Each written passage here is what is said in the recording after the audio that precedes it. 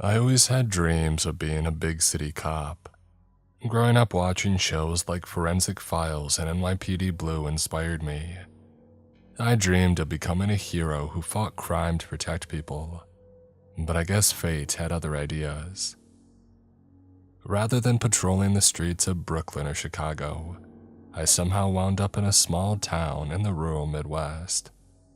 Nothing but dirt, tumbleweeds, and flat land as far as the eye could see.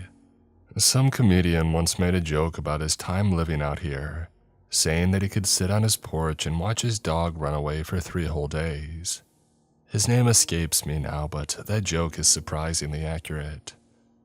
Because of everything that has happened recently, I won't be giving the name of this town.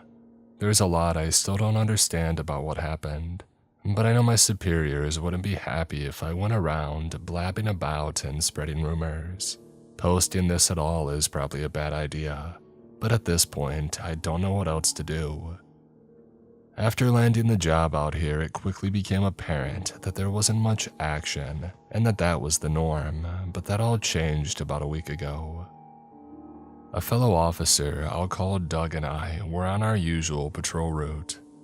This normally consisted of us cruising around town and the rural surrounding roads, and occasionally breaking up a high school party.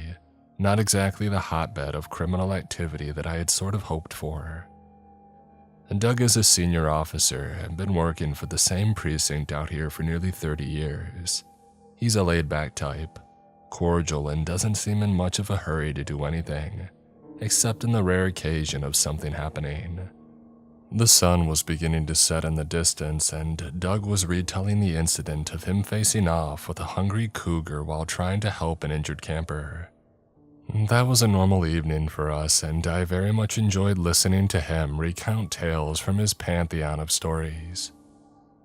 Doug pulled the cruiser around a bend in what is essentially the most remote patch of our jurisdiction. It's a small valley with multiple foothills, but no one ever really goes out there. As soon as we rounded the corner, though, we saw something that we didn't expect. There was a Jeep parked on the shoulder right in front of a hill with the driver's side door propped open. Our headlights beamed over the vehicle, but I saw nobody inside. "What the hell is this?" Doug asked, pulling our car over on the adjacent shoulder. The two of us stepped out and approached the desolate vehicle. The lights were off, but it appeared it had only been there a short time. It was weird that whoever drove it there hadn't even bothered to shut the door, though.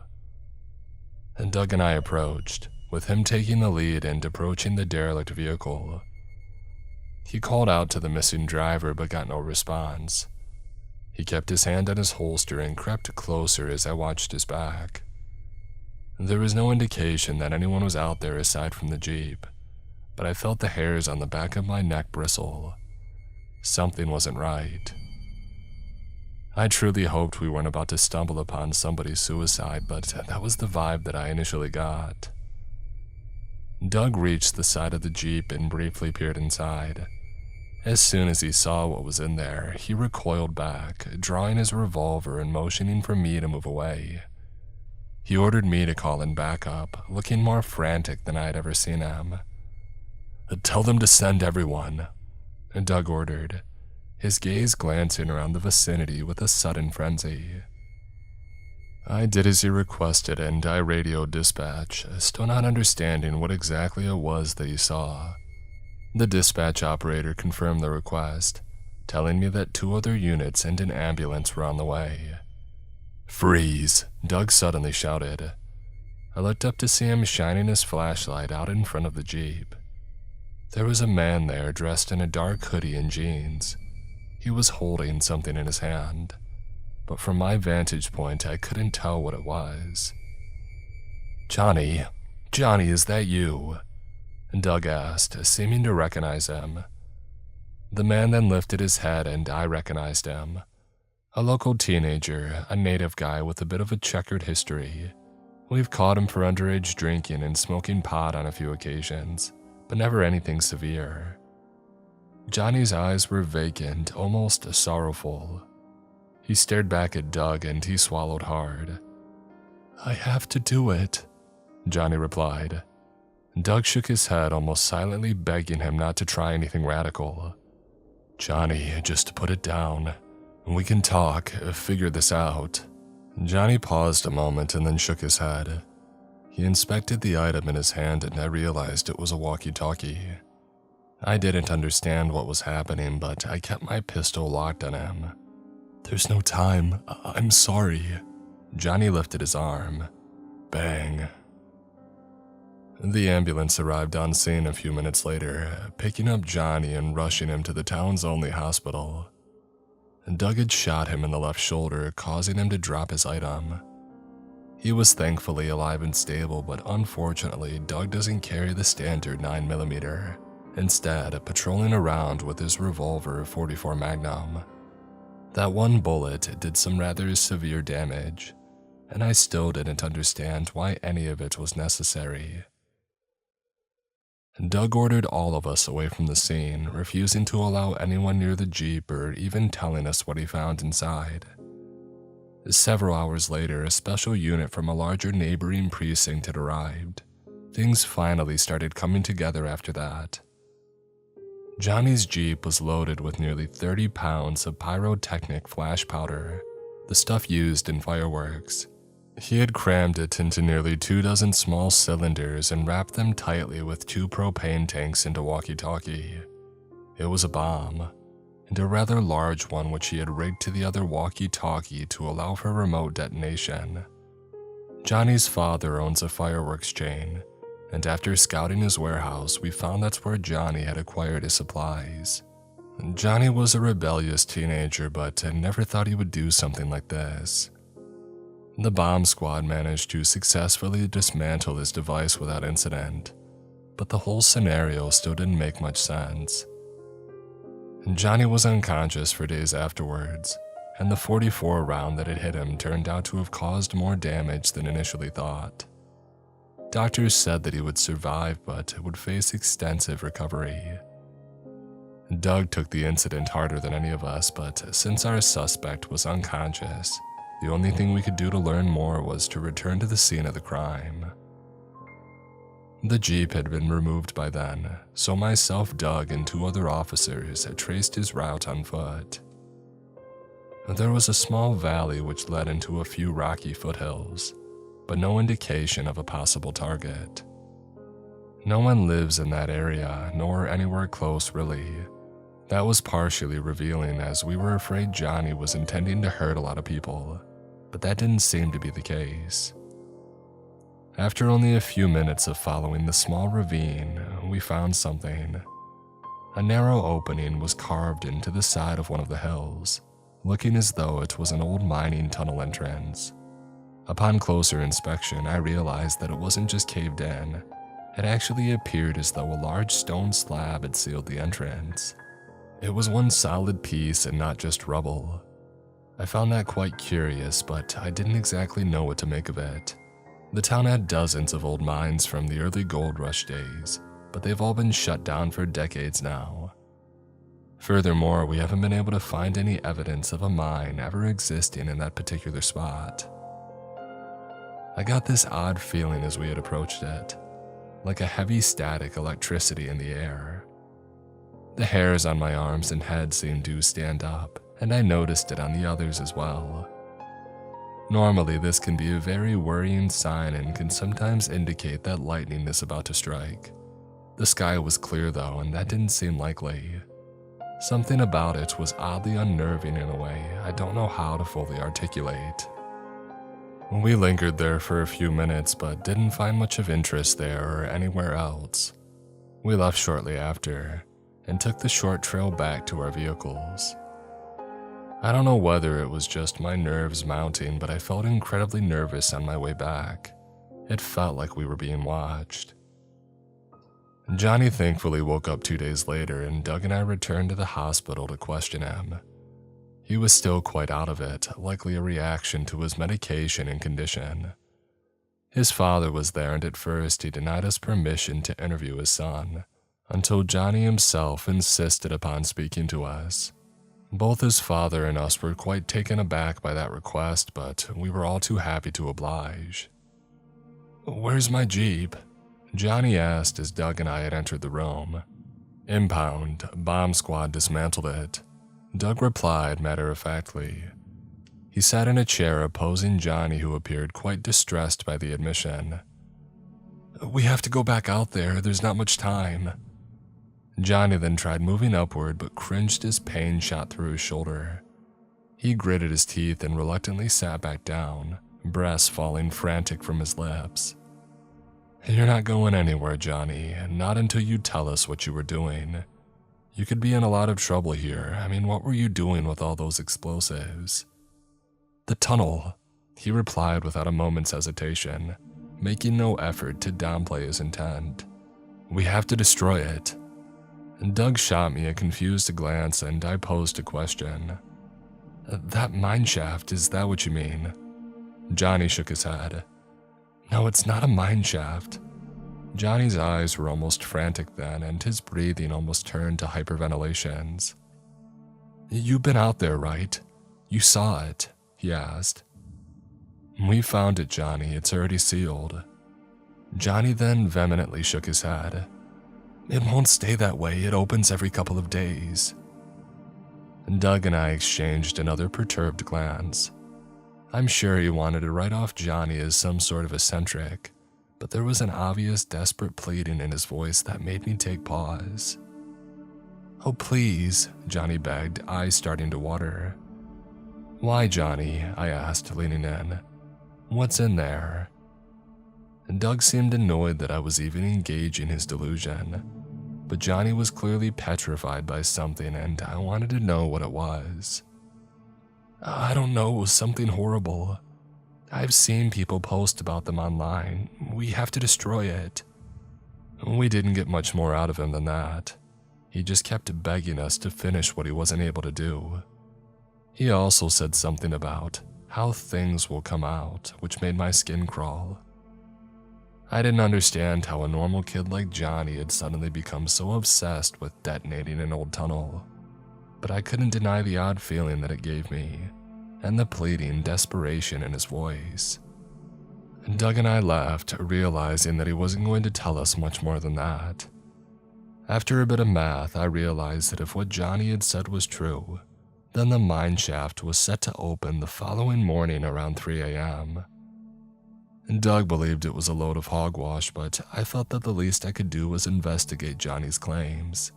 It didn't seem possible, I know, and Doug told me that I was being thrown for a loop, but I felt like there was something more to it. Johnny was a troubled kid, as I had mentioned, but he didn't seem like a liar.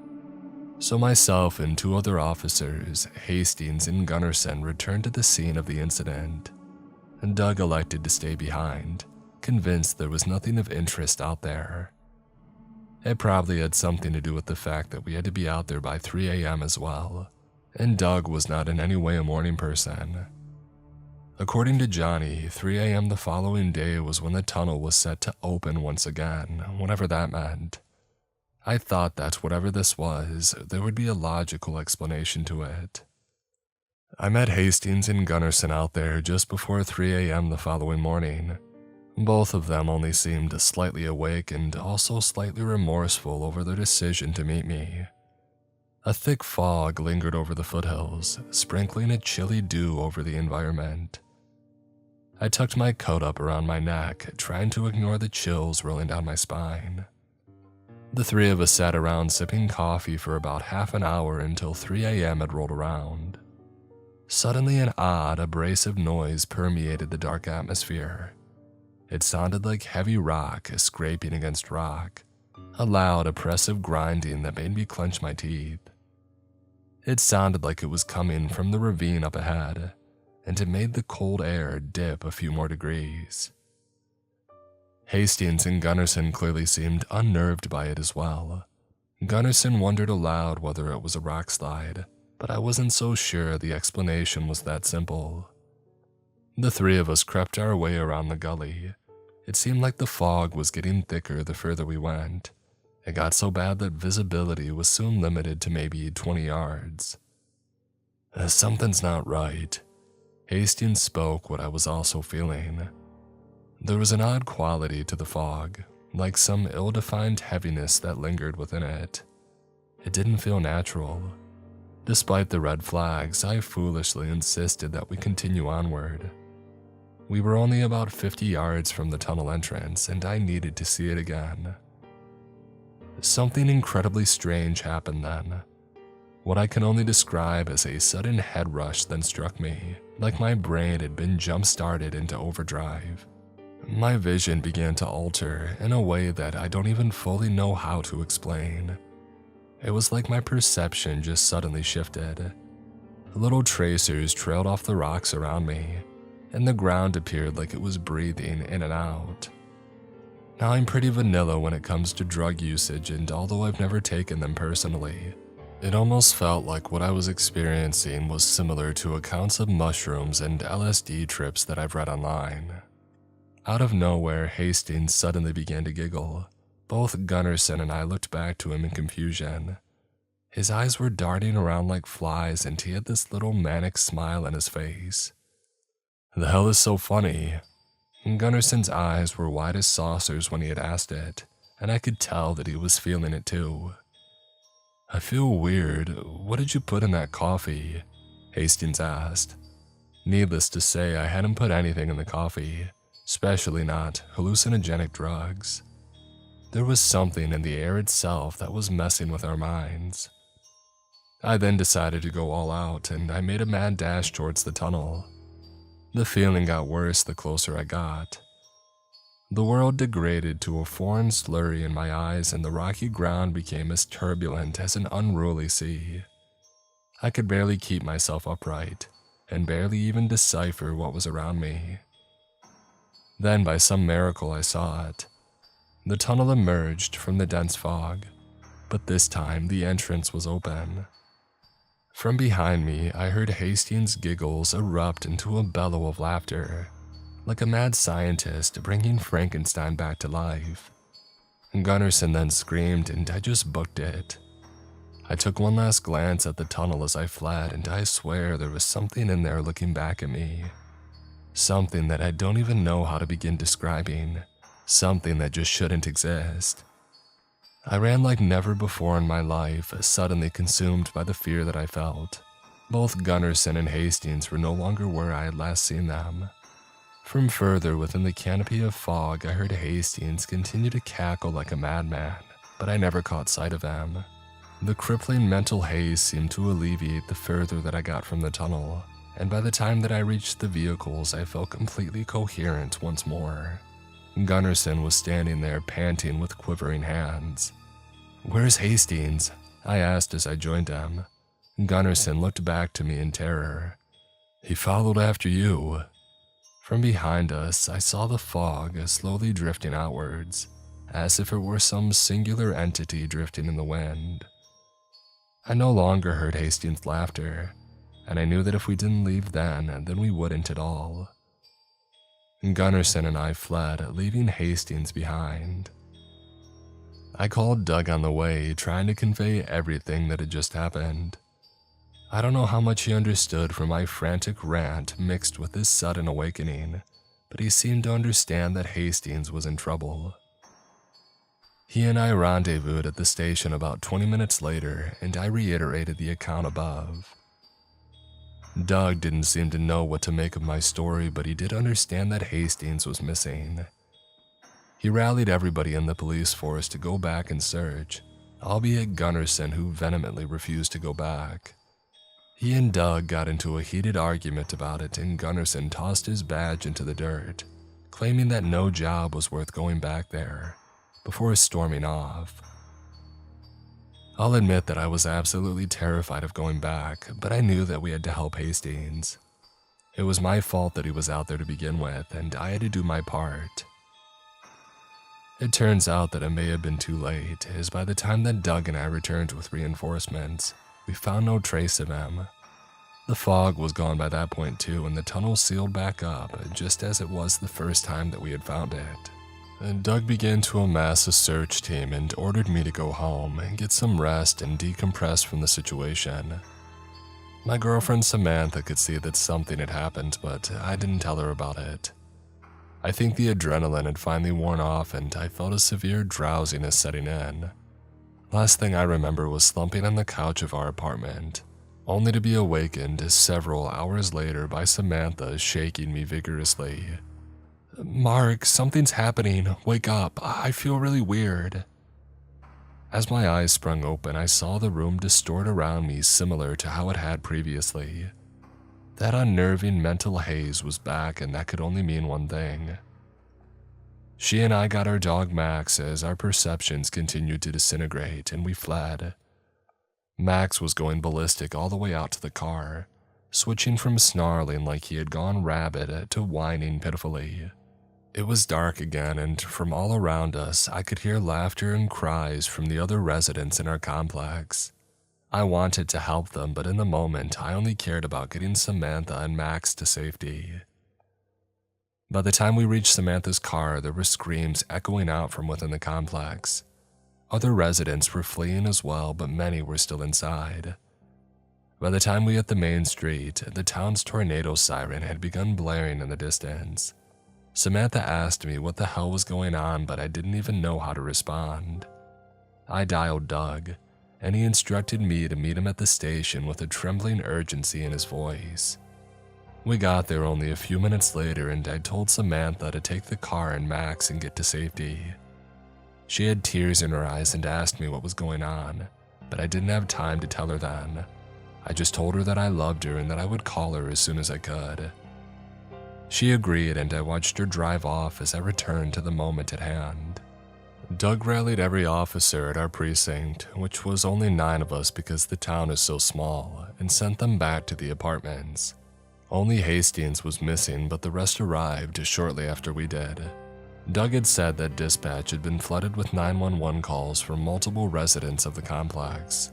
I felt the horrific guilt of the situation sink deep into my skull, causing my mind to throb. Everything in my mind and gut was screaming for me to get as far away from that place as possible, but I couldn't. I couldn't just abandon everyone who lived there. After all, whatever was happening there, it was happening because of me. That thing had come back for me. Several people were in the parking lot as we arrived.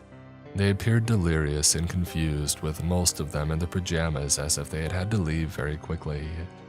Doug ordered all of them away from the building as we began to conduct interviews and ask if anybody was injured. I spoke with an elderly lady, Martha, who had lived in the unit below Samantha and mine ever since we had moved in. She was all but petrified and clutched her Palmarian tightly in her hands.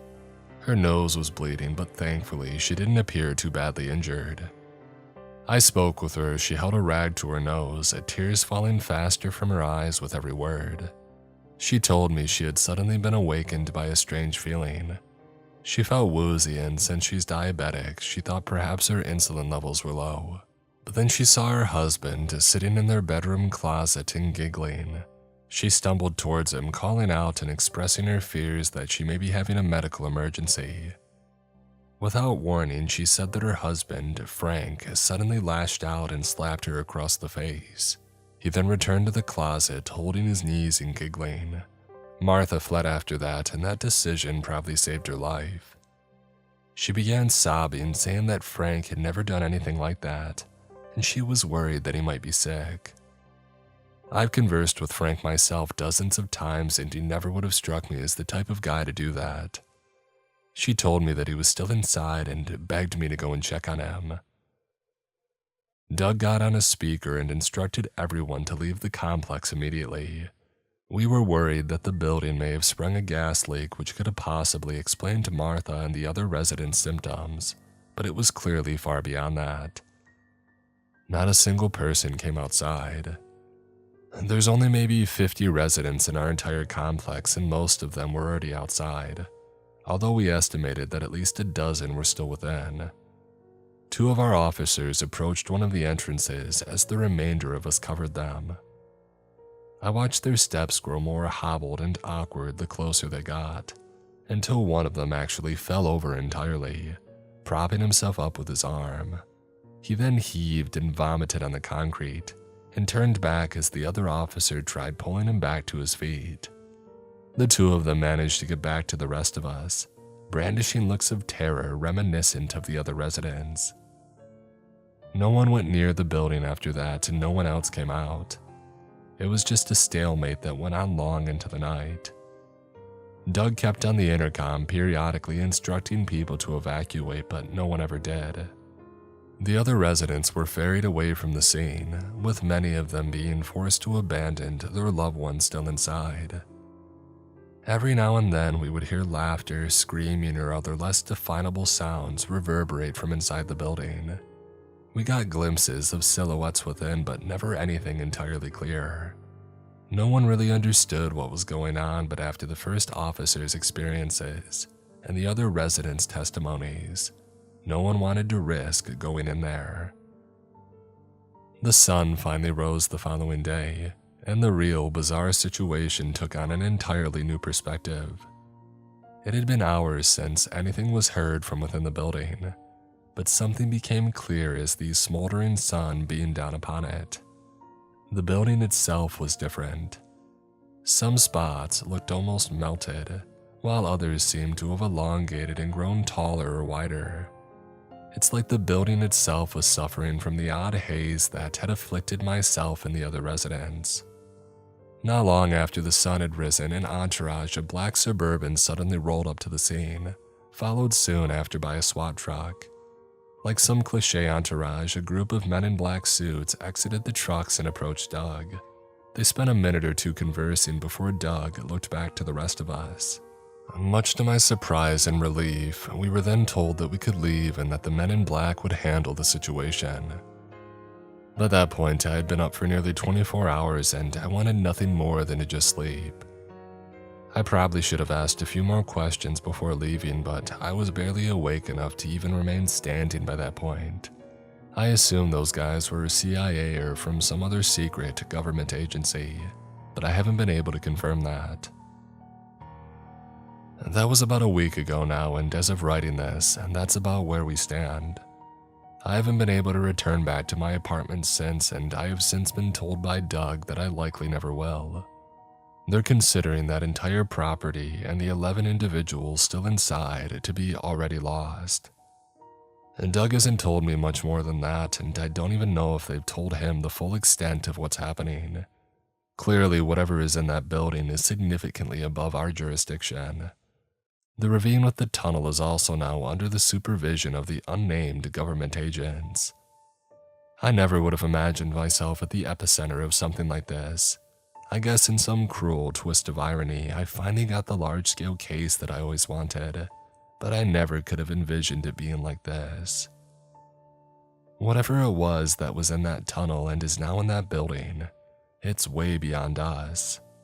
I want to think there's some logical explanation to this, like some gas leak in the mine caused me to hallucinate and then somehow spread to our apartment complex. I'd be a fool to believe that after everything that's happened though. Whatever happened to me and the others, it wasn't in any way natural. It was like that thing invaded my mind in proximity to its strength and the strange psychic aura that it possesses. Whatever power it has even seemed to distort the building itself. I never got a good look at it, but what kind of thing could warp your mind simply by being near it? Just as Johnny had said, I've managed to find a few stories online of people finding these tunnels. I don't know how much I read was fiction, but no one seems to have an explanation for them. People just apparently seem to stumble across them one day, oftentimes in places they hadn't been before. If anyone reading has a possible explanation for all of this, then please feel free to comment. I'm at a loss to explain this, and I'll admit, I've never been much of a believer in the whole supernatural stuff. Nothing I've found online seems to explain what that thing is, natural or otherwise. Hastings is still missing, and last I heard those people are still locked inside that building. Whatever the truth is, I just hope that no more of those tunnels are out there. God knows what kind of things may come out of them.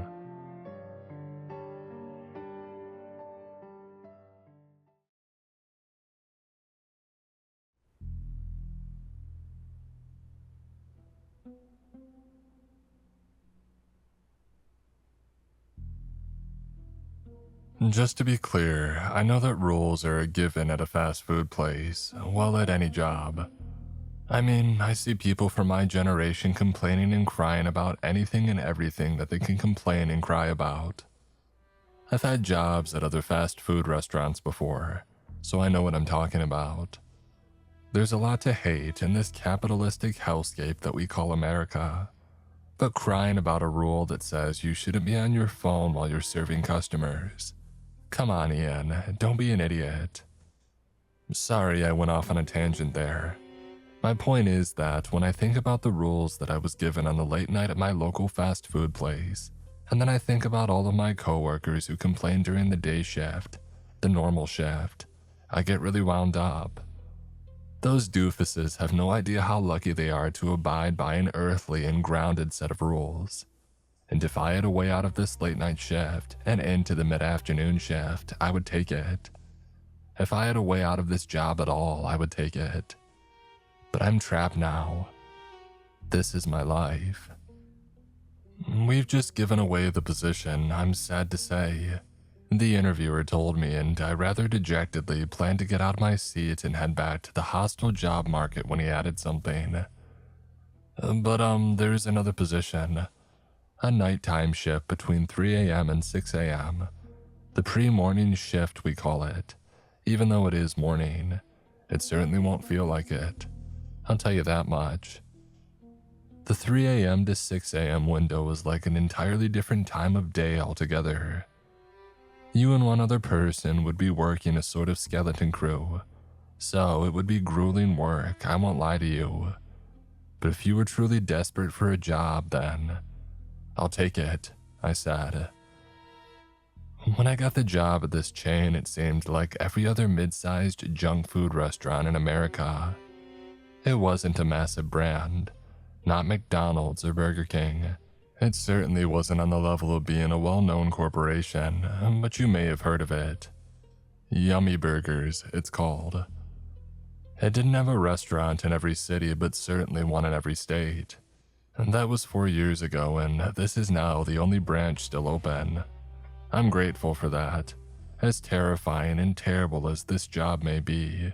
Because if this place were to close down, I would meet the same ends as all those other poor souls working the night shift at the various other branches. I still remember when I was offered the role back in 2022. And coming out of the pandemic when I had been living off dwindling savings in a dying economy, I was ecstatic to have any job at all. Shoveling fries into bags might sound demoralizing to most people, but I'll tell you what really sounded demoralizing to me. And being 2 months away from being unable to afford rent and having to live on the streets. So I think my eagerness blinded me to some of the red flags. You see, this mid-sized restaurant chain, which many of you most likely wouldn't remember, that's the nature of the force that surrounds this place, wasn't quite like every other chain out there. There were strange rules involved. Stranger than normal, I should say, because I will admit that plenty of managers at plenty of fast food restaurants are slightly power hungry, and not in the way that Ian thinks. Sorry, I need to stop complaining about Ian. He just pisses me off when I think about him working the day shift, blissfully ignorant to the darkness that befalls this place at night. Or to be more specific, between the hours of 3 o'clock and 6 o'clock in the morning. Why couldn't I be the one working from midday to 8? Why couldn't I be the one complaining about not being able to text my little boo thing while serving customers at the register? Seriously, Ian's such a lucky little so-and-so for getting that position over me. Sorry, I'm getting distracted again. Truth be told, I'm just annoyed at myself. All I had to do when my soon-to-be manager offered me the nighttime position was say no. But that would never have happened. You didn't see the pay that he was offering by the hour. It was over 2 times as much as the advertised pay rate for the normal Yummy Burgers position. I was bowled over. Of course I took the job. I should have asked questions, but I was blinded by the dollar signs swimming about in my eyes. At the time, I was excited about my 3-hour shift because it paid just as well as an 8-hour shift. I just didn't know why it paid so well at the time. I would soon find out. "Now, when you get to the 5th and final page," said my manager Frank as he handed me the contract, "and just keep an open mind." I was confused as to what Frank meant, but it was only one of the many odd things that he would say over the coming weeks, months, and years as I finally started to learn just what Yummy Burgers was actually supposed to be. And it wasn't a fast food place, I'll tell you that much. The 5th page of the contract read as follows. "You, the employee, agree to follow each of the following 15 stipulations to the letter, as detailed in this contract. 1. You will not talk to any of the customers in the drive-thru no matter what they say or do. 2. You will not, nor will your coworker, man the station alone for more than 5 minutes at a time. 3. You will under no circumstances step outside to take out the waste or deal with altercations between the hours of 5 and 6. 4. You will stay behind the cash register when serving customers within the Yummy Burgers building. 5. You will wait until the building is empty before clearing away any trays and other waste. If customers fill the property until your shift ends, then you will clear up the premises once your pre-morning shift ends. 6. You will serve delivery drivers the packages they require within 5 minutes and take not a second longer. 7. You will leave the door to the men's bathroom open with a wedge throughout your shift. 8. Either you or your coworker will be sure to keep an eye on the front of house at all times. 9. If the light to the main corridor goes out, then keep the door between the back of house and the corridor locked until the end of your shift, no matter what you see or hear. 10. If you hear your name emanating from the freezer at the back of house, then go and wait by the cash register and do not leave your station for at least 10 minutes. 11. If a drive-thru customer orders 2 burger meals with fries, then serve them 3 burger meals with fries. 12. If a customer chooses to eat in and request the table nearest to the cash register, then swap out their drink for a blue slushie. 13. If you see a blue BMW in the car park, call your manager. 14. If you see a crying girl in the front of house with her face in her hands, turn away before she looks to you. 15. If your coworker has a second pupil in either one of their eyes, call your manager. "And bizarre, aren't they?" Frank said. I nodded. "Very. Well, some of them make sense." I read over the rules again. Keeping an eye on the front of house at all times, that makes sense. Not manning the station alone for more than 5 minutes at a time, that makes sense too. Serving delivery drivers their packages quickly. Yeah, sure, that makes sense. But the rest of the stipulations are jokes, right? This is a bit of light hazing on the new guy, I assume. Frank frowned. Look at me, Jerry. I'm a 55-year-old manager of a fast food restaurant. And do I look like the sort of guy who would haze a new recruit? I assure you that these rules are completely serious. And I also assure you that I was in your position 7 years ago. I was sitting right in that very seat, as a matter of fact, taking on the night shift, rolling my eyes, scoffing at everything the manager at the time was telling me. I didn't believe a word of it, but I did, and you will too. And if you're lucky, and I mean really darn lucky, then you'll find a way out of this one day like I did. Well, I mean, not a way out of it, but... Frank paused as if realizing he had said too much. The point is, I'm safe now. Safer in this role. I mean, and you'll... It was my turn to frown as my new manager trailed off, looking flustered as he realized that he had said too much, time and time again. What are you talking about, safer? What about this job isn't safe? Nothing, said Frank, but there was a caveat. As long as you follow the rules. I had a right mind to tear up the contract then and there, but I didn't. I signed it, and to this day, I have no idea why. I wasn't ignorant to the red flags, the warning signs that something was wrong with Frank, with that place, with that contract, with yummy burgers as an overall concept. And that was what frightened me the most of all. As if I were completely without free will, my hand took the pen and the pen took to the contract, signing the final line on the final page with my name. I looked towards Frank in horror and he nodded, as if to say, "It was the same for me, kid. I'm sorry. There's no way out of this now." My first shift was the following day, and I arrived at 3 a.m. to take over from the infamous Ian himself, who made sure to tell me that he always hated the first Saturday of the month, the one day that he had to work the late night shift, or the pre-morning shift, as he would later jokingly call it.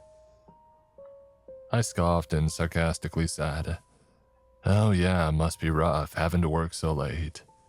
"Hey, you get it," replied the oblivious oaf. "All right, my guy, later." I went into the building, which was devoid of customers, and I prayed quite innocently that it would remain that way for the rest of the early pre-morning shift. Behind the register was a young woman who looked to be a similar age to me, somewhere in her early 20s. She was pretty and had a friendly face, the kind that made me instantly forget all of the ominous signs leading up until that moment, and decide that, hey, maybe working at Yummy Burgers wouldn't be so terrifying after all. Screw Frank and his strangely threatening speech about a risk to my safety.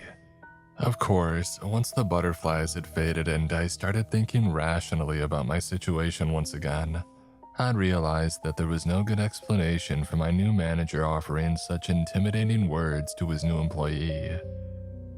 In what world does a manager make it apparent to an employee, before he even signs the contract, that this will be a terrible, terrifying, and treacherous job? "Hey," said the girl behind the register, "you working this shift with me?" I nodded. "Yeah, I'm Jerry. Cynthia. Nice to meet you. This your first shift too?" "A third," she said. "And there was another guy, Mark, but he left." I raised an eyebrow and smirked. "Left? Oh, but Frank gave me the terrifying speech about how nobody leaves this place. Didn't he do the same for you?" She smiled. "Oh sure, I think he's just got a few screws loose though. Mark told me a couple of days ago that he had reached the end of his tether and he was quitting, and so he quit. And that was that. He did his final shift last night and now you're taking over. And nothing insidious about that, is there? I haven't seen anything insidious at all for that matter. Haven't seen anything weird or unsafe yet. Frank sure does like talking about how unsafe this place can be. No wonder there's such a high turnover of employees if he likes to drive away candidates before they've even signed the contract. The contract was weird though, I admitted. Sure, a bunch of nonsensical rules, but I wasn't gonna turn down that pay. We only gotta do 3 hours a night, well, a morning, and we get the same we'd earn for an 8-hour shift. It's a no-brainer really, isn't it? I nodded. That was certainly the way that I viewed it, but as I heard Cynthia say it aloud, I wasn't so sure. Maybe hearing the words from an outside perspective made them ring with a slightly different timbre in my ears. Not sure. All I know is that a pretty face wasn't enough to entirely settle my unnerved gut. I couldn't stop thinking about the way that I had signed that document, the way my hand had acted without my say-so. I told myself that I was just tired, that I just felt as if I hadn't moved my hand willingly because, I don't know, I had disassociated. After all, I hadn't been sleeping well for weeks. My entire life had been on autopilot because I was worried about losing my apartment and being out on my butt.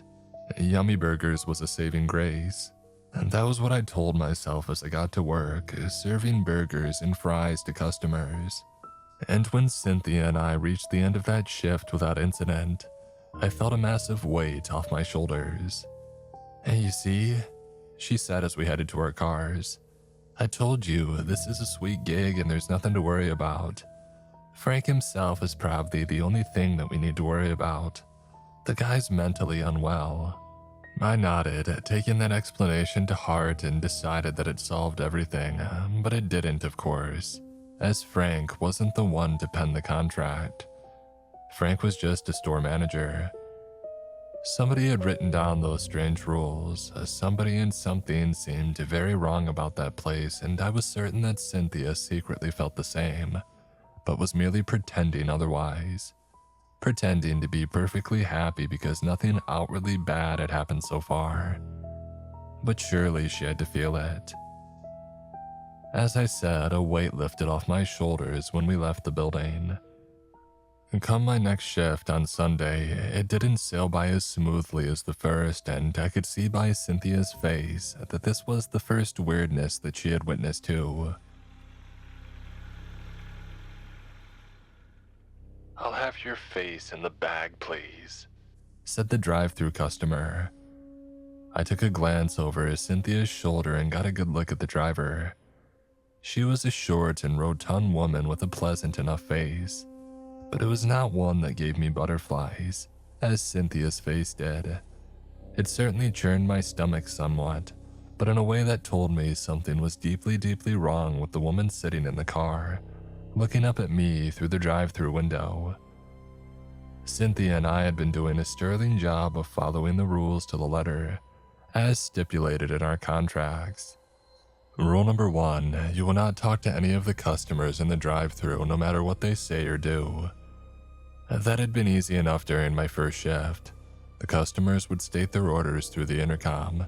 Cynthia or I would bag up the food and we would silently hand it over. There would be a thank you and it would be awkward not to respond, but just awkward, not unsettling. This was the first unsettling incident.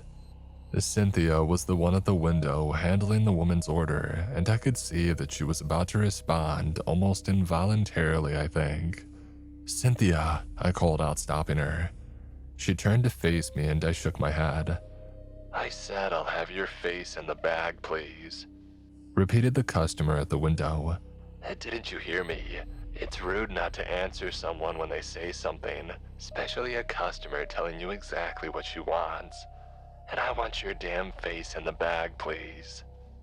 Cynthia blubbered, but it was very nearly a word of response in some form, so I warned her again. "The contract," I said. "Do not talk to her." "I'll take your face in the bag too, you little piggy," hissed the woman over Cynthia's shoulder and at me. And I was frozen to the spot, just about ready to murmur some frightened reply of my own, when the woman started giggling, put her foot to the pedal and raced off. "What the hell just happened?" asked Cynthia. "I don't." There were no words in my head, no words that would serve to sum up what had just happened, or what I might think had just happened, because I had an idea and that idea wasn't much of anything at all. Unearthly. Something unearthly had just happened. And that sounds stupid, doesn't it? Because it could have all been a prank. It could have been some drunk or mentally unwell woman. Could have been a friend of Frank, the manager we believed to be some sort of psycho, out to get us with his strange rules. Perhaps he had sent somebody to go and mess with us, because he loved wielding power like a hammer over his subservient employees. All of those explanations would have made more sense than the thought in my head, because those explanations, as ludicrous and far-fetched as they may have been, were at the very least grounded in reality, grounded in things that made sense in the world. But I knew what I felt in my gut, knew what I had been feeling in my gut ever since that dread-inducing moment when I had signed the contract, body puppeteered by some external higher force that was unknown to me. I knew that something unexplainable was masking that restaurant, like a fog, and I knew that the woman in the drive-thru was a part of it. "Don't ever talk to the customers," was all I managed to eventually get out to Cynthia, and she nodded. She believed in all of it too. I could see that in her face. The rest of the shift passed without incident, and the two of us slumped silently to our cars at 6 a.m. as the sky remained inky black and the sun showed no sign of even thinking about entering the scene. Frank had been right. That time of day truly was a betwixt time, neither morning nor night. A time that didn't bend to earthly rules, perhaps because it didn't belong to Earth at all. And even when I woke up later that afternoon back in my apartment and far away from yummy burgers, with the sun shining in the sky, I still felt as if I were trapped in that betwixt place, trapped in that otherworldly realm, in a dimension far from ours. There were so many strange occurrences over the following months that many of them have merged into one, perhaps because given time, Cynthia and I managed to desensitize ourselves to the terror of it all. We could hear strange things from drive-thru customers and ignore them. We would see the light go off in the main corridor and we would lock the door. We would have a customer asking to take the table nearest to the register, and we would swap out their drink for a blue slushie. It was all very simple, very straightforward. And perhaps we learned the best way to survive was to push it all down and detach ourselves from reality, which yummy burgers had already done for us in a way, I suppose. And one night, about a year or so later, after his monthly pre-morning shift, midnight to 3 a.m., Ian told me something that set my hairs on end. You heard what happened to the guys and gals over at the Wyoming branch. He asked me as we crossed paths in the parking lot. I sighed, readying myself for another frustrating conversation with earache Ian as I had started inwardly calling him. Well, sometimes outwardly when I was trying to make Cynthia laugh. No, Ian, I haven't heard about the Wyoming branch. I'm not in some group chat with various coworkers from different yummy burgers. Oh, really? I am. Well, Steve said he came into work today and the manager rounded them all up in the break room to say the branch was closing down immediately. Something happened to the two guys on the pre-morning shift. Nobody knows what. Management won't say. But whatever's happened, it has to be related to them closing the whole place down, right? Nobody's seen or heard anything from those two guys. Not that they knew them well or anything. It's not like they socialized with the pre-morning workers. Not like you and me, bud, with our blossoming friendship. Oh, please shut up, I thought, but I was kinda allowed. What does Steve think happened? Ian shrugged. I don't think he thought anything about it. Yeah, that sounds about right for a friend of yours, I thought. Well, said Ian with a big sigh, offering Cynthia and me a wave. I'll catch you two on the flip side. Once he was gone, Cynthia chuckled. How old is Ian? Like probably early 20s or something, right? Yeah, I would say he's definitely younger than us. But he says, catch you on the flip side? Something's wrong with that dude. Oh, plenty of things are wrong with that dude, I said gloomily. She frowned. Oh, what's up? You thinking about what he said? I mean, of course I am, aren't you? She shrugged, shrinking into herself a little. Denial and repression seemed to be the tools of her trade when it came to dealing with the horror of working in this place, which seemed tied to otherworldly forces beyond our dizziest comprehensions. Something happened to the workers on the 3 a.m. shift and the whole place shut down. They likely signed the same contract as us.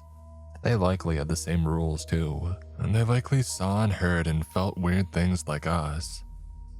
We don't really know what we're feeling, interrupted Cynthia. Having the heebie-jeebies doesn't mean anything. We've gone over this so many times, it's probably just Frank putting the fear of the devil in us. Oh, come on, it's more than that. You know it is. The way we feel, it's bigger than that. And the things that we've seen from customers are to be expected on the late shift. She interrupted again. I mean, come on, of course customers ordering fast food between 3 and 6 in the morning are the biggest weirdos on the planet. Plus, we're working in the middle of the night. I mean, of course we're gonna get creeped out. Who wouldn't? I think you're pretending, Cynthia, I said. But I get it. I want to pretend too. I just don't know whether I have it in me anymore. Not after what Ian just told us. Who cares what happened in Wyoming? That's miles away from us, Jerry. But whatever is going on with the yummy burgers isn't miles and miles away, Cynthia. It's right here. She giggled. Oh, listen to yourself, man. We work at a place called Yummy Burgers. Our manager's a sad old guy named Frank who likes to tell ghost stories. Our contract looks like it was written by a mentally unstable individual. Probably Frank too. This place is a joke and there's nothing scary about it. Well, other than the fact that the two of us are nearly 30 and we really should have found better jobs than this for ourselves at this stage in our lives. And why haven't we, Cynthia? I asked. There are plenty of other restaurants and stores hiring in town. I know you've seen the posters in shop windows, and they do better hours, they do better pay. So why haven't you applied for any of them? She lowered her eyes and shrugged. I'll tell you why. It's that little feeling gnawing away at the two of us, I said. That feeling which is more than just the heebie-jeebies. We know something is wrong with this place and we believe Frank when he tells us that there's no getting out of that contract. There's no leaving. There's no running for our lives. If we were to try, we would die in some horrible way. I don't know how, but... You sound crazy, man. I am crazy. This place has made me crazy. You know that other branch was just like this place, and you know those two guys are gone, and something happened to them. And someday you and I are gonna mess up one of these rules and something will happen to us too. Then this branch will close down and we'll be forgotten just like those other dudes. I mean, I don't even know their names. Did Steve know their names? Sure didn't sound like it. Do you want to be forgotten, Cynthia? Do you want us to go missing without a trace? I felt bad at this point because Cynthia's eyes started to tear up a little and I could sense that I had broken the veil, the one that had shielded her from the truth of this place. She had done a masterful job of keeping it intact and pretending that all was well, when all was quite apparently not well. Now I had become the asshole to ruin that for her, perhaps because I was tired of being the only one facing it all every shift, facing the horror of the unknown, facing those customers coming through the doors, customers who hardly seemed human at all for all I knew. Hey, I'm sorry. She sniffled and wiped her eyes. Oh, get going with the fryer, you asshole. I'm gonna go and clean myself up in the bathroom. I sighed and nodded. It was slow and meaningless work, the kind that can only be tolerated and perhaps the kind that can only be completed at all if one switches onto autopilot.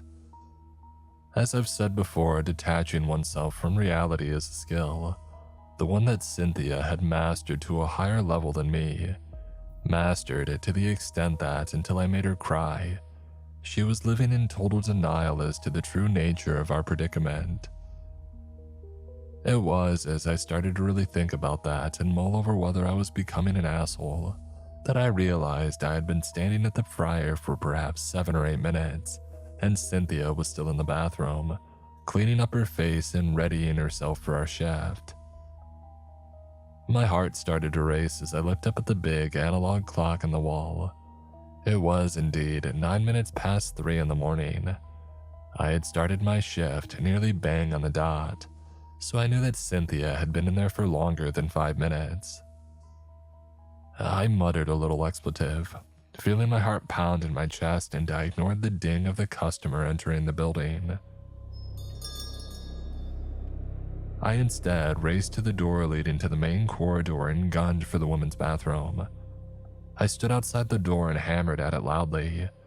"Go away!" Cynthia shouted from inside. "You've been gone longer than 5 minutes. We're not supposed to man the station alone for longer than that." "Well, then let Frank write me up, I don't care." I was panting heavily at this point. Things weren't right. I could feel that they weren't right. "Please, just come out here, Cynthia, and I'll apologize to you properly." I'll grovel, I'll do all of the work this shift. Please just forgive me, I'll do anything. But I just need you to come out here so that we can. The door swung open and Cynthia barged out, nearly sending me flying into the wall. Geez, okay, relax, will you? I just needed a moment. There is no need for all the theatrics. You have every right to be pissed at me, Cynthia, but I'm not pissed at you, she said. And then she lowered her voice as if afraid that somebody might be listening. I'm pissed at our situation, okay? I'm terrified of this place, you know that. I just don't like to think about it. I don't like us to acknowledge it, alright? We both got suckered into this situation by Frank. We both know that something's wrong with him, but I don't think something's wrong with him, I admitted. I think he was a fool like us who got trapped here. But we gotta follow the rules, Cynthia. We have to do what the contract says. Because I don't think they're just rough guidelines. I think they're the only thing standing between us carrying on like this, as hellish as it may be, or ending up like the Wyoming workers, finished Cynthia. I know, Jerry. I'm sorry. I didn't realize that I had been gone longer than 5 minutes. My head was all fuzzy. I wasn't thinking clearly. Hey, same here. I wasn't paying attention to the clock. It's on both of us, and it's fine. We just need to get back to our stations, and I realized that I had broken another rule. I took my eyes off the front of house. Crap. There came a heavy clunk, and then the light in the corridor was gone. Cynthia and I were standing in the pitch black, and not even a sliver of light was entering the hallway from the front of house, and through the oval window of the door separating it from the walkway to the bathrooms. The light to the corridor had mysteriously clunked off maybe 2 or 3 times over the course of the year that Cynthia and I had been working at Yummy Burgers, but this time was different. We weren't safely tucked away in the food prep zone. We were standing in the pitch black corridor ourselves. Move, I whispered to Cynthia. She was way ahead of me, gunning in the black for the door to the safety of our food prep area. When she found the door and held it open for me, letting light spill out into the darkness, I saw something. A figure at the end of the walkway leading to the bathrooms, and he was coming straight for me. Heart nearly leaping out of my throat, I raced towards Cynthia and slammed the door behind us. She screamed when there came the rattle of the door and its hinges, as something wrestled with it from the other side. Wrestled not only with the door handle but with the entirety of the door, threatening to pull it free entirely. I locked it, of course, but as I backed away, I became convinced that even that would not be sufficient to keep out whatever thing stood on the other side. "Hello?" called a customer from the register, seemingly oblivious to the 2 frightened workers and the angry customer trying to break into their workspace. "Is anybody there? I'd like to be served, please." The rattling of the door stopped at that point, as if the customer had broken the concentration of whoever or whatever was on the other side of the door. "I'll handle it," I said to Cynthia, who was jittering on the spot. "You go to the fryer, try to take your mind off of it." She echoed what I had said earlier. "I don't think that's possible anymore, is it, Jerry? We're too far gone. We've seen the truth of this place and please, just go to the fryer." I missed the oblivious Cynthia. It didn't feel right that we were now both losing our heads. Ironic, isn't it, that I wanted her to be like me until it had happened. Seeing her so fractured and a shell of her former self, I wanted nothing more than for the cheery, airy, and normal girl who had been my colleague for those many months, because she had helped me detach myself from reality on occasion too. She had behaved so normally that I had convinced myself that I was being irrational, convinced myself that there was, in fact, nothing untoward going on. But after that day and whatever we saw in that hallway, Cynthia had stopped pretending. Ian told us more stories as the weeks and then months and then years went by. Stories of other locations closing down, until about a year ago, ours was the last one, and then Ian lost a bit of his sparkle. The distant gossip was no longer distant at all. We were the last man standing, and though Ian knew nothing of the truth behind the pre-morning shift, he clearly seemed worried that whatever had happened to those other places would eventually happen to ours. He had once talked so fondly of the company and how much he loved his job, but all of that had stopped. His eyes were open.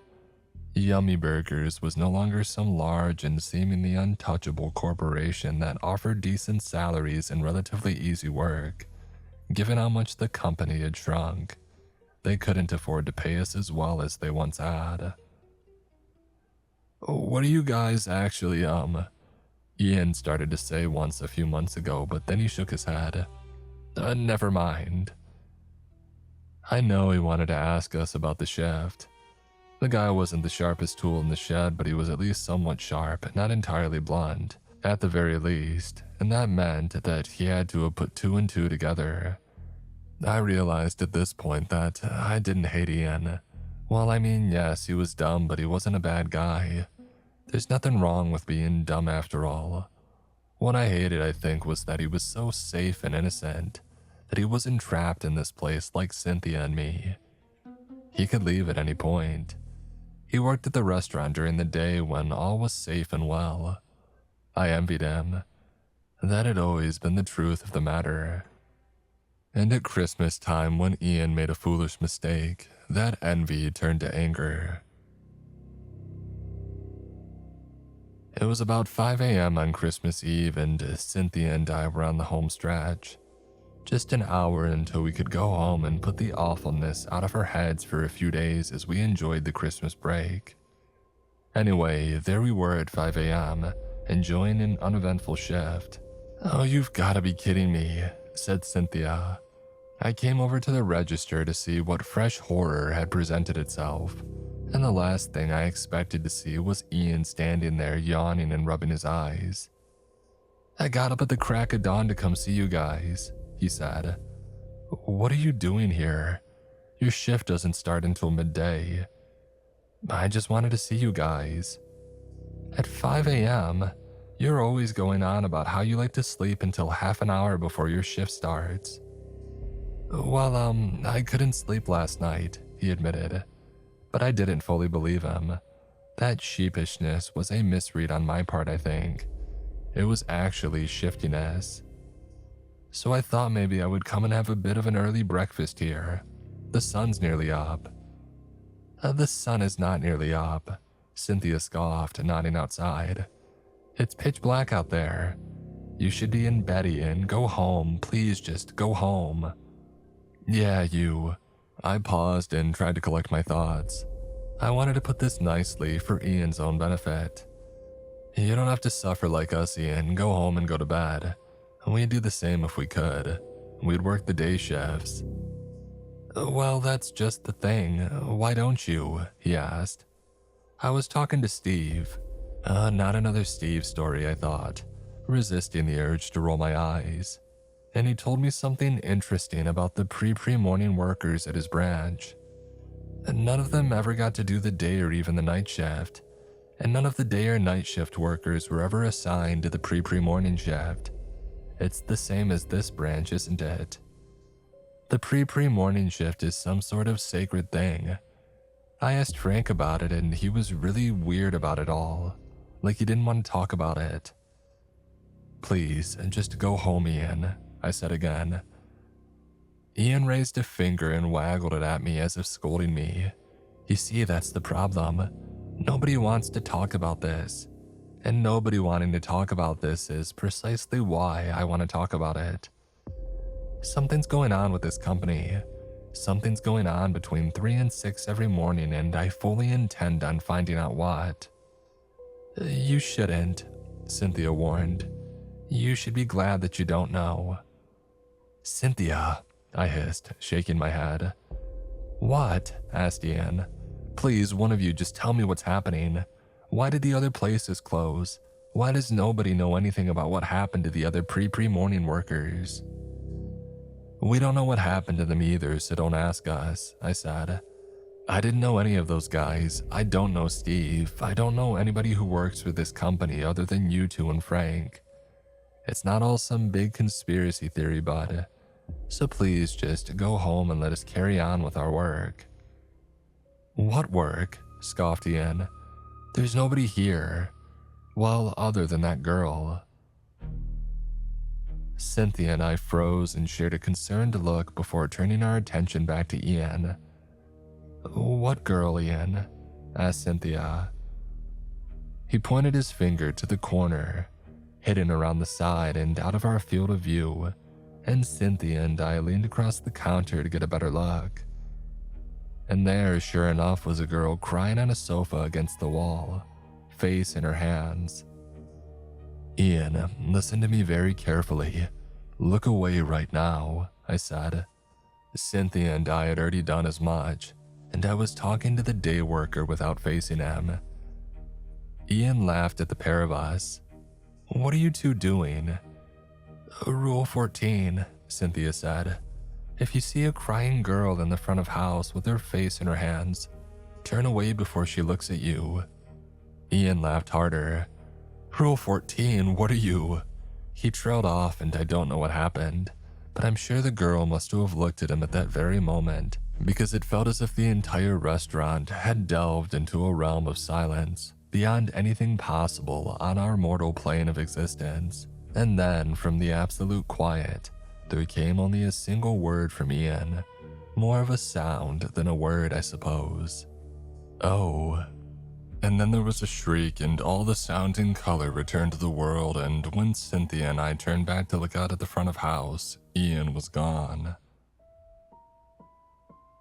I was the first of us who was brave enough to peer around the side of the wall, and I saw that the girl was gone too. "What the?"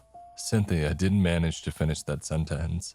She was hyperventilating and I was rubbing her back, doing my best to help her calm down. Our friend, and perhaps it would be fair for me to call him that, had vanished into thin air. Frank had nothing to say about the matter. He just told us to keep our heads down and keep following the rules and to let the company deal with the matter of Ian's disappearance. And so we did just that. A delivery driver came in and he had the cruelest face that I'd ever seen. He didn't smile, didn't frown, just exuded anger, as if daring me to take longer than 5 minutes to fetch his order. It only took me about 30 seconds to get the bag to him, but that was about 20 seconds longer than usual, because his threatening demeanor made my fingers clammy and buttery. He thanked me sarcastically because I damn near dropped the bag as I passed it to him, and then that was the end of that. Cynthia and I were a collective mess as the weeks went by and we struggled to follow the rules, but we still held everything together. We did everything by the book, and we referred to our contract constantly, trying our very best to remember those 15 absurd rules. Absurd because, despite the seriousness of the consequences, the rules themselves seemed to have been plucked from a word dispenser. Neither Cynthia nor I could see any purpose for any of them. Why did any of it matter? "Because this place isn't real," Cynthia told me. "Because the customers aren't real, none of it is real. This is a dark place designed to torture its prisoners. We're the prisoners, not the day workers and not the night workers. Maybe not even Frank anymore. Ever since he did whatever he did to get out of the pre-morning shift. This is all about us, Jerry. You and me. Don't you feel that? Don't you feel that the design of this place is purely geared towards tormenting us?" I thought about the words she said for the remainder of the morning shift, and as soon as we were done, I phoned him. "What did you do?" I asked. Frank knew what I was asking. "To get out of the contract." "Yeah. Well, I broke a rule." I frowned. "But that's why the others disappeared, isn't it? Because they broke a rule, like Ian, I mean." Sure, but they broke the wrong rules. I broke the right one." "What are you talking about?" "You've been working at Yummy Burgers for what, 3.5 years? How many times have you seen the blue BMW pull into the parking lot?"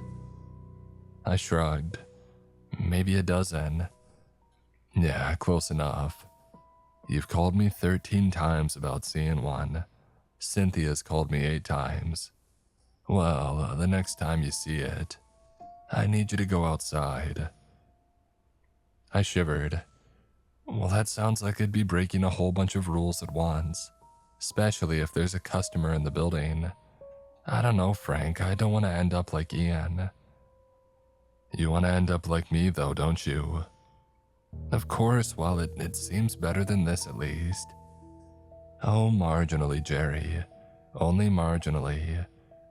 But anyway, if you want to get out of the pre-morning shift, you have to do what I did.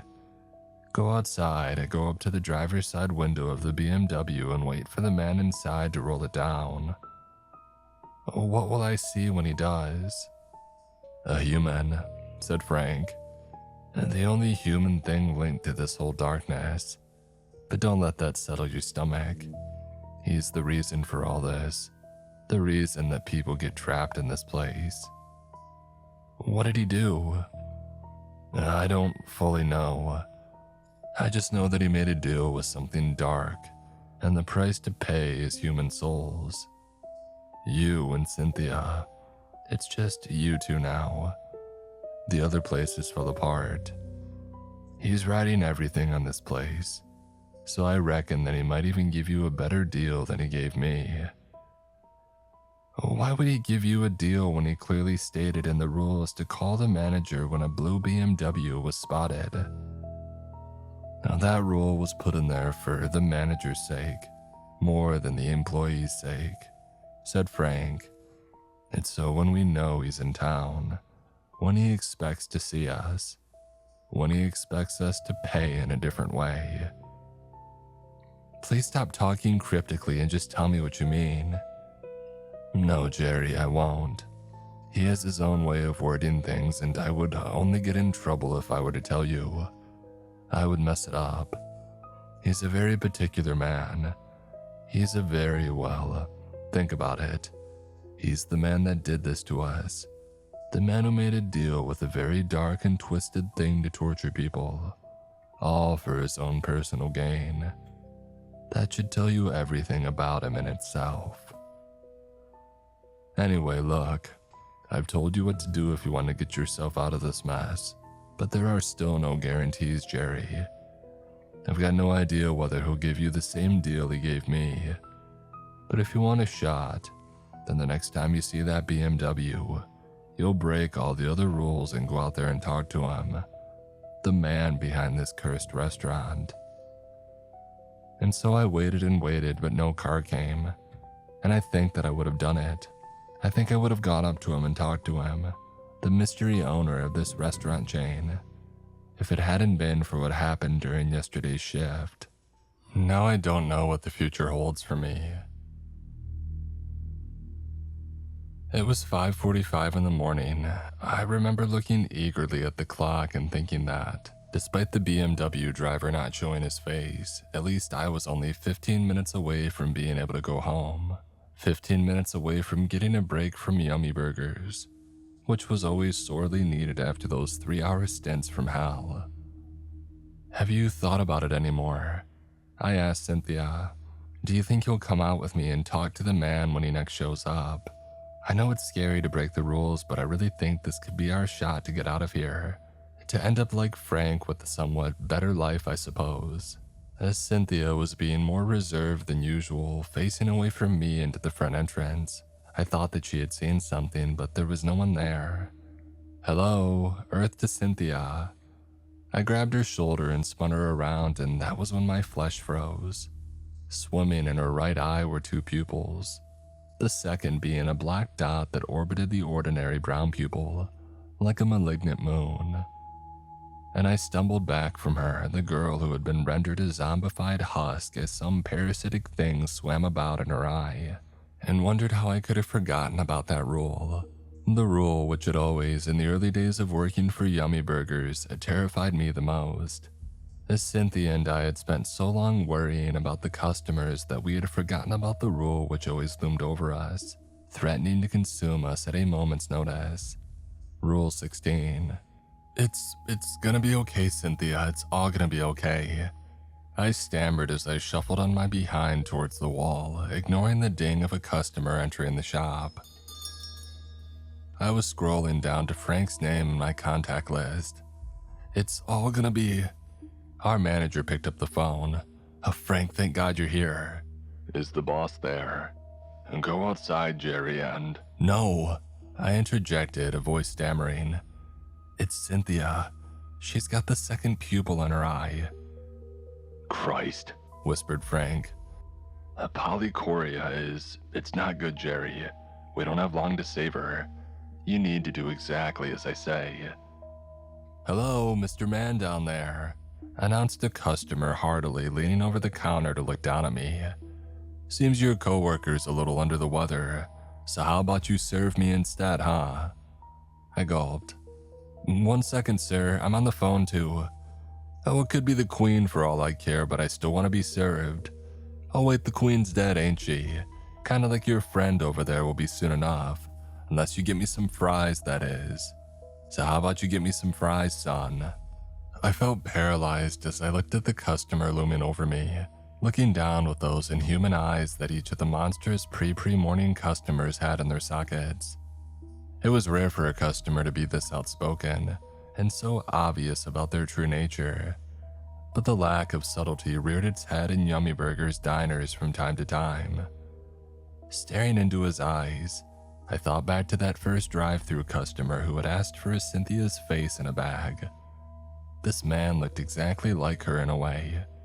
He might have been her. Every customer might have been the same thing. The same dark thing that did a deal with the owner of the business. I wondered what that boss had received in return for our souls. And the customer answered as if reading my mind. If you want us to keep playing with our food rather than eating it, he said, nodding at Cynthia as if she were the real meal, then you better do as I say. I leapt to my feet and shoveled fries into a bag, ignoring the cackling of the man over the other side of the counter, and then he snatched them from me and his face dropped, adopting a very solemn expression. You'd better act quickly if you want to save your friend. Have a blessed day, little worm. Is he gone? Frank asked from the other end of the phone. I had forgotten that he was on the line, and so I lifted the device back up to my ear and cleared my throat. He's going now. The doorbell rang over his head as he exited. He's gone. Good, now describe Cynthia to me, Frank said. I took a look at her. I think I felt myself go pale. Oh, it's changed. The pupil, it's lighter now. Gray. Well, I suppose so, somewhere between gray and black. Oh, that's good, Jerry, that's really good. As long as you can still see it. Once it's merged into the white of the sclera, that's when it's too late. What do you mean? I asked weakly. Just do as I say. Take Cynthia to the freezer and lock her in there until the end of her shift. And so I did just that. I dragged my friend, who was a lifeless husk with twice or perhaps thrice her usual weight.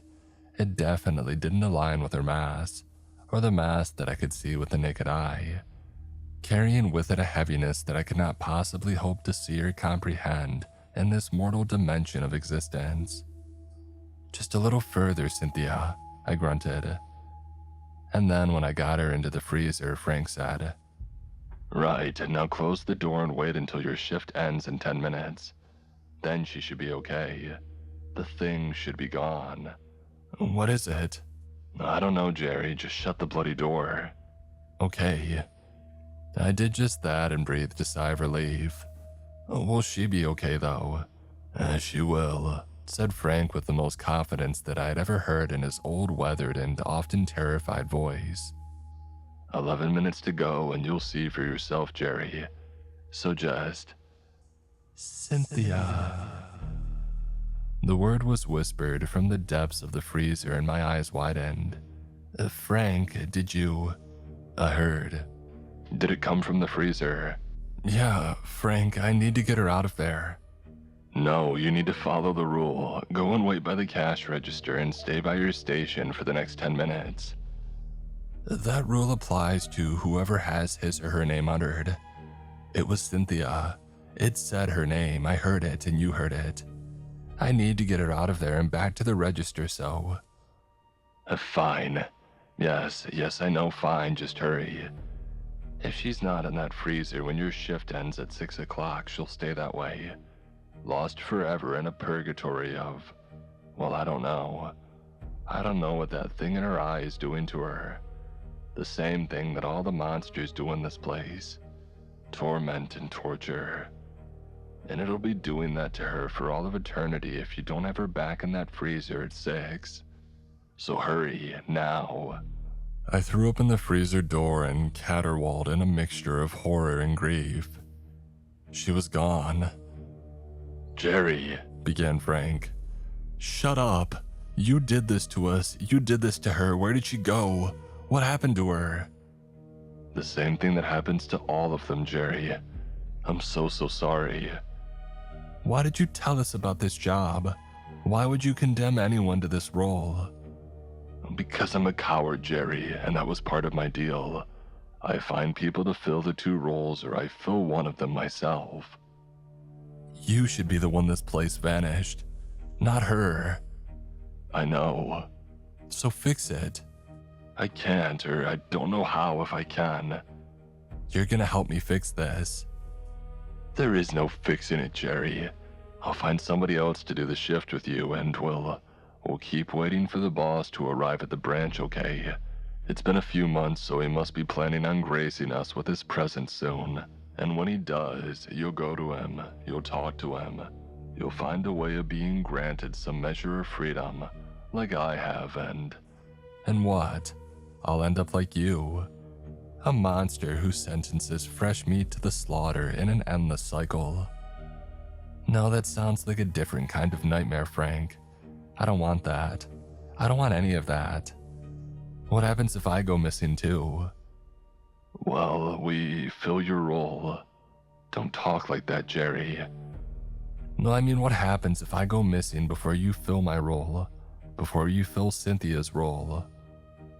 The cogs clearly turned and Frank said, Jerry, you don't want to do this. I do, I said. I want this branch to close just like all the others. And that was what did it, wasn't it? When the stations were unmanned, the dark thing was displeased. Am I right? It's more complicated than that. This is the last stronghold, Jerry, and if you shut it down... well, then something terrible happens to you, right? I'm sorry about that, Frank, but it's not right. You saving yourself and sentencing other people to terrible fates in your place. Frank sounded on the verge of tears. You don't understand. The man behind all of this won't just give up if this empire falls. He'll just forge a new deal with them somehow. I don't know what. I still don't understand how all of this works, but I know that he always survives. So all you'll be doing is sentencing the 2 of us to death, Jerry. I'm okay with that, I said. There is a customer sitting at a table in the middle of the front of house. I stepped out from behind the cash register, went and sat opposite him, and he smiled at me.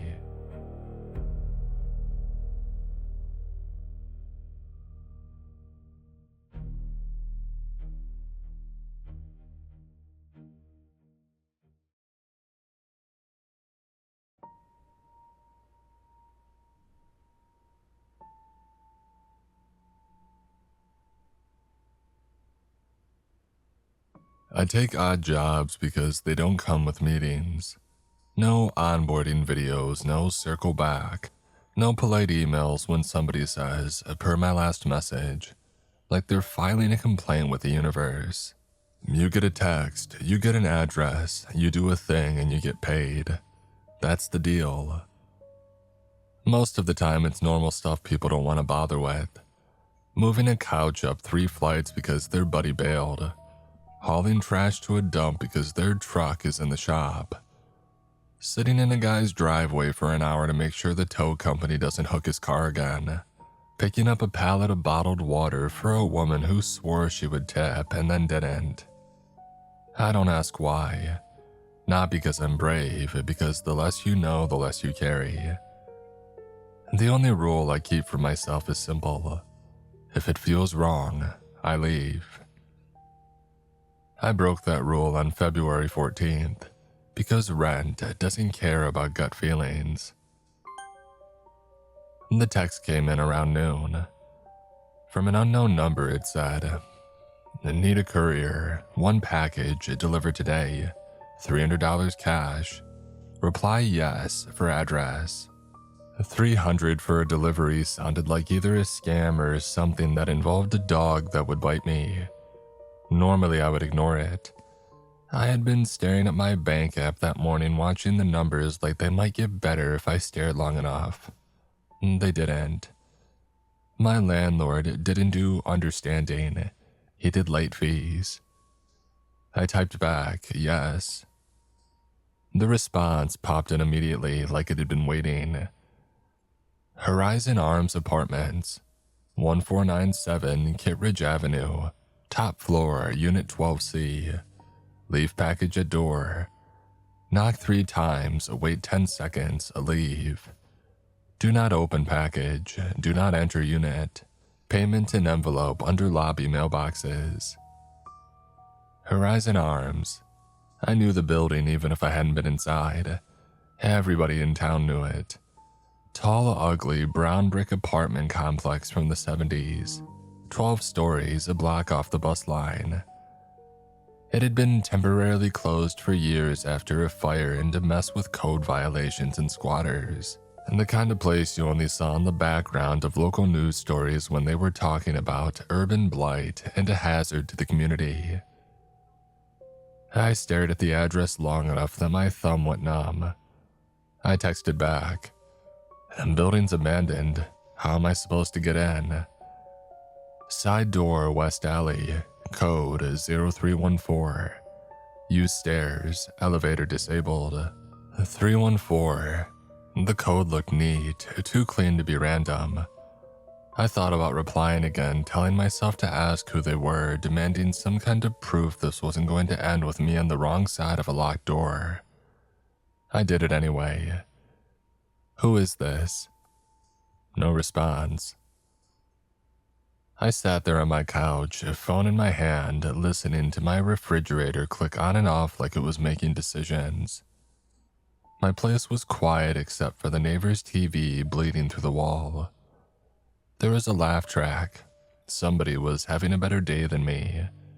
I told myself that it was probably nothing. Somebody had moved out and left keys and didn't want to deal with it. Somebody was using the building as storage. Somebody was pulling a Valentine stunt and thought a creepy delivery would be cute. I checked the thread again. No new messages. $300. I put on my boots. I grabbed my cheap work gloves because they were already by the door. I checked my pocket for my car keys and my wallet and the little folding knife that I carry for boxes and nothing else. I considered bringing a flashlight, and then I told myself it was daytime and I wasn't going to be up there long. I brought my phone charger instead, because that's the kind of priority your brain sets when you don't want to think about something else. Before I left, I called my friend Nolan. He's the guy that I call when I want to hear somebody say something obvious so that I can pretend it was my idea.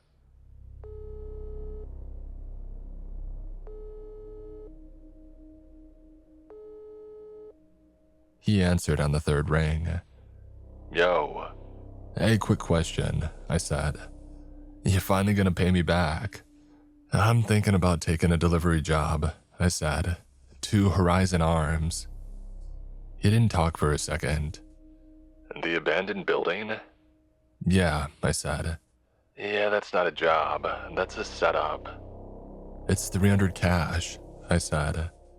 "You just said it like it makes it safer," he said. "You got an address, a company name." "No company," I admitted. "Just a text. They say there's cash under the mailboxes." Nolan exhaled hard through his nose. "Man, don't." "I'm already halfway there mentally," I said, trying to keep it light. "I'm serious. If you go, at least do the dumb safety stuff. Text me the address, call me when you're done. And if your gut does anything besides a fine, you leave. Yeah, I know, I said. Oh, do you? But if this ends with you on the news, I'm gonna be mad at you in the afterlife. Noted, I said. I hung up and sent him a text with the address in a quick line. If I'm not back in an hour, tell my landlord that I tried. Not funny, don't go. I didn't answer him. I stopped at a gas station and bought a bottle of water and a pack of gum that I didn't want. The cashier looked at me and said, "Are you good?" Like he could see something in my face. "Yeah," I said, and I walked out. On the drive over, I kept catching myself looking at the rearview mirror too often. Nothing was behind me, it was just out of habit. I checked the time twice like it mattered. I checked my phone thread again like it would suddenly say, "Oh, never mind, wrong guy." Kittredge Avenue was one of those streets where the buildings get taller and the trees get thinner. Horizon Arms sat back from the road behind a dead patch of grass and a chain-link fence that had been cut and retied in a dozen places. Somebody had hung a no trespassing sign on the fence at some point. Somebody else had shot it full of holes.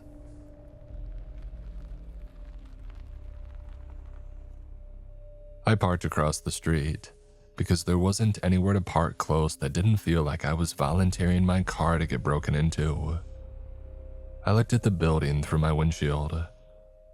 It didn't look abandoned in the dramatic way. No boards over every window, no vines swallowing it whole. It looked abandoned in a quieter way, like a place that had been ignored and was fine staying that way. A few windows on the lower floors were broken. The glass was gone and jagged teeth left in the frames. There was graffiti on the first floor brick, thick and layered, tags over tags. The lobby doors were intact but chained. I could see straight through to the lobby. It was dim even in the daylight. No movement, no people. I held the package on my lap for a second and I looked at it like it might explain itself. It was a shoebox-sized cardboard box, plain brown sealed with clean tape. No return address, no label. Just a black marker line on the top. 12C. It didn't smell like anything. It wasn't heavy. It didn't rattle when I moved it. It felt like somebody had put a smaller box inside of a bigger one, so it didn't shift. That should have made me feel better, but it didn't. I got out. The air was cold enough to sting my nose. There were a couple people down the street near the bus stop. A guy pushing a cart full of cans, traffic humming along. Normal life. 10 yards away from a building that wasn't. I crossed to the fence opening and I stepped through. The grass crunched under my boots like it was dead on purpose. Near the front steps was a pile of old mail. Yellowed envelopes and pizza coupons and somebody's utility bill from years ago. Somebody had dumped it out and never bothered to pick it up. I went around the side into the west alley like the text had said. The alley was narrow, lined with overflowing dumpsters from the neighboring buildings. It smelled like old grease and damp cardboard. The side of Horizon Arms had a metal door halfway down painted gray. The paint was bubbled and chipped. Above it, a security light hung crooked and dead. There was a keypad mounted beside the door. Up close, I noticed something that I should have clicked sooner. The keypad was newer than the door. Not brand new, but newer enough that the plastic hadn't yellowed. The mounting plate had fresh screw heads, silver against old paint, like it had been reinstalled recently. Somebody was maintaining at least this part of the building, even if the rest had looked like it had been abandoned. I keyed in 0314. The keypad beeped. The red light turned green. I stood there for a second with my hand on the handle waiting for the gotcha, waiting for the door not to open, waiting for an alarm. waiting for a voice through a speaker asking me what I was doing here. Nothing. The handle was cold. The door opened inward with a soft scrape, like it had been opened recently enough that the hinges still worked. The smell hit me first. Not rot, not sewage, not anything obvious. It smelled like stale air and old carpet and something faintly sweet underneath, like cheap air freshener used to cover something else years ago. It made my throat tighten. The hallway beyond the door was dim. There were no lights on, and daylight came in through the doorway behind me and a few broken windows further in, but it didn't reach far. I stepped inside and pulled the door closed behind me out of habit. It latched with a muted click. And the air got colder without the outside air moving. I stood still and listened. Nothing moved. No dripping, no mice, no distant voices, no elevator cables groaning, no AC, no anything. Buildings always make noise, even empty ones. This one was just quieter than it should have been. I turned back to the door. There was a push bar on the inside and a keypad panel with a green light. If I had to leave, I could. I walked forward, keeping close to the wall. My boots scuffed dust off the floor. The carpet runner that used to line the hallway was gone, leaving bare concrete with dark stains where it had been. At the end was a stairwell door with an exit sign above that wasn't lit. Next to it was a lobby entrance with cracked glass doors. I could see the lobby through it. Mailboxes lined one wall, metal doors bent and peeled back like somebody had forced them open with a crowbar. The front desk sat behind a pane of glass that was webbed with cracks.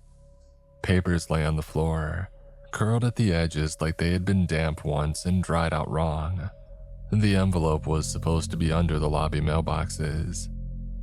I didn't want to cross that lobby. Still, part of me wanted to confirm the money existed before I climbed 12 flights. I pushed the lobby door open. It swung wide, too easy, and the sound echoed. My footsteps sounded loud in there. The lobby amplified everything like it wanted attention. I walked to the mailboxes and crouched. The metal was cold and I slid my fingers under the bottom row. My fingertips brushed paper. I pulled out a white envelope. No name, just cash written in block letters. I opened it. 300 in crisp bills, folded clean. No joke money, no, I got you. My stomach loosened a little, which annoyed me. Like my body had been waiting for permission to trust this. I tucked the envelope into my jacket pocket and forced myself not to count it again. I didn't want to stand in that lobby 1 second longer than I had to.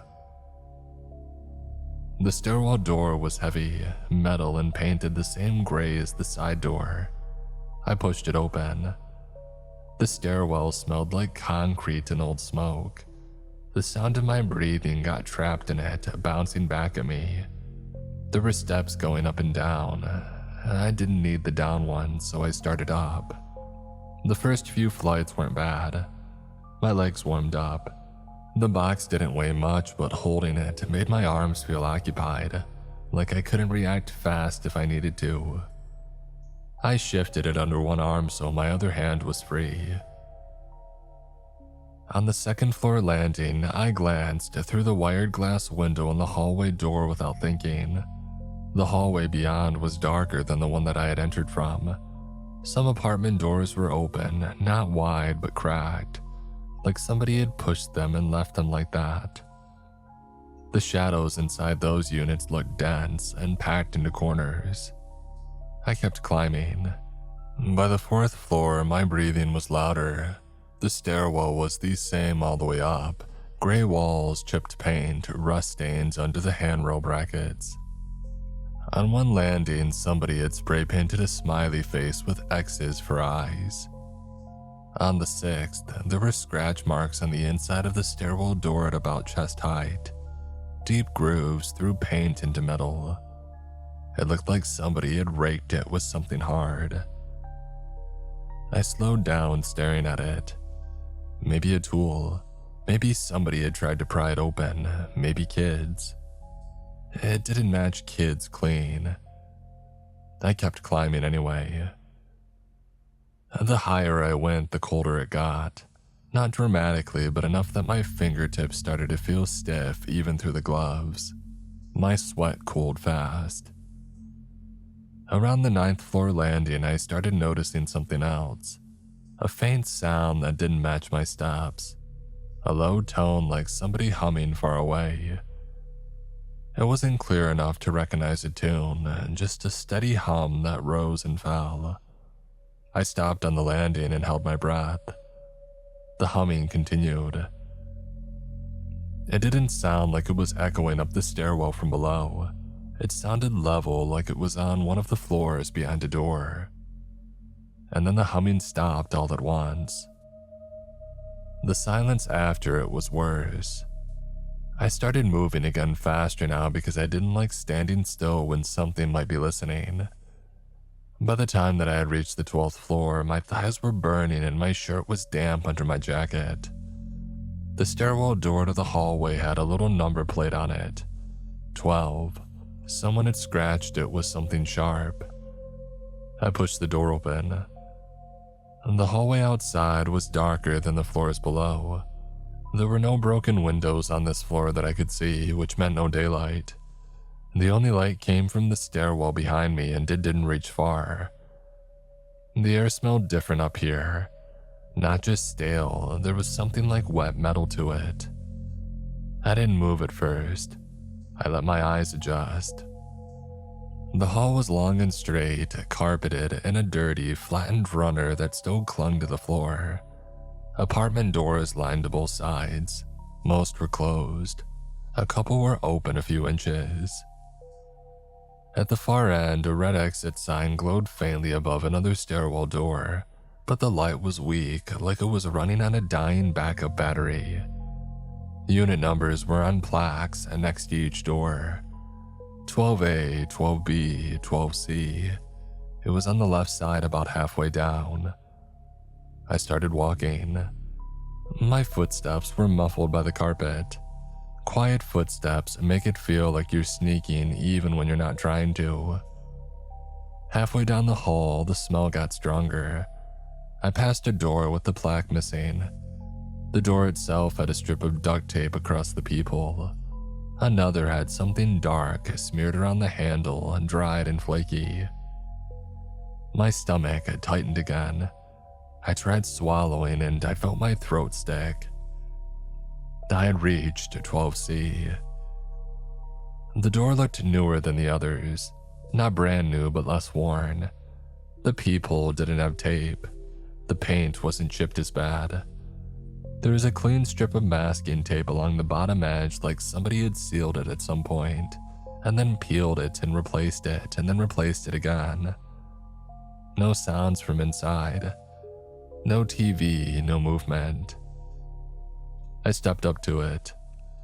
The box felt suddenly heavier in my hands, not because it weighed more, but because it had become the entire reason that I was there.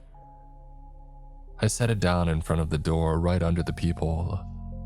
I stood up. My fingers were cold. My heart was thumping hard enough that I could feel it in my jaw. The text said, "Knock 3 times, wait 10 seconds, leave." I knocked. 3 firm knocks with my knuckles, not too loud. I waited. 1, 2, 3. At around 5 seconds, I heard something.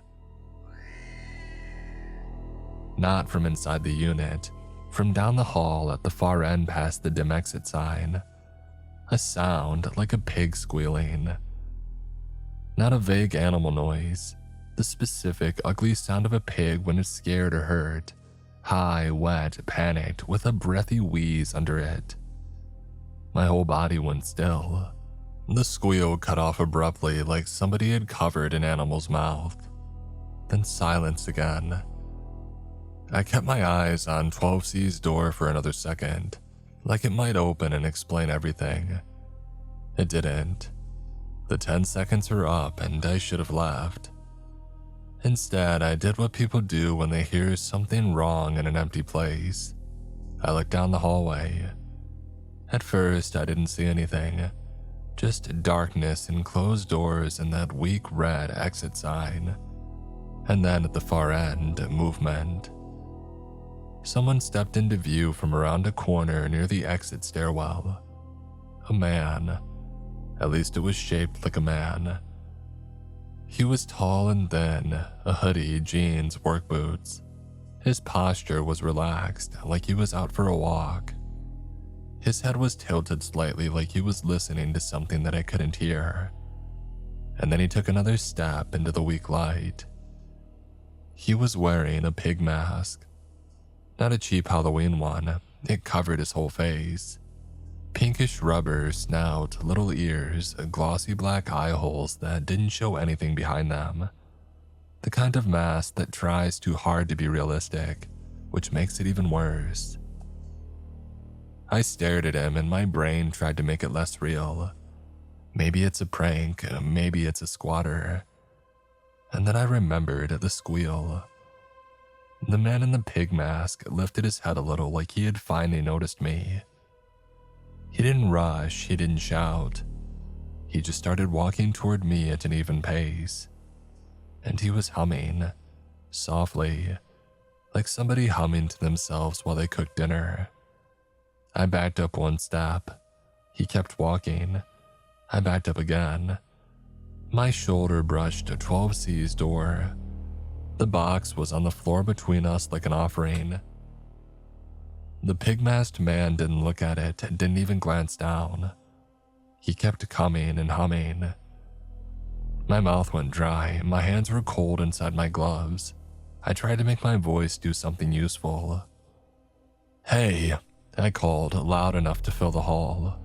"Wrong floor, man." No response.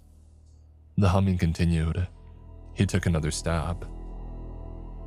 I snapped out of the freeze and turned to run back toward the stairwell. The hallway behind me was darker now than it had been when I had entered. I could still see the stairway door at the far end, but it felt further away than it should have. The carpet grabbed at my boots. I sprinted. My breathing got loud fast. And behind me, the humming didn't get louder the way the footsteps would. It stayed steady, like he wasn't running, like he didn't need to. That made my skin crawl. I reached the spot where the hallway widened slightly near a maintenance closet.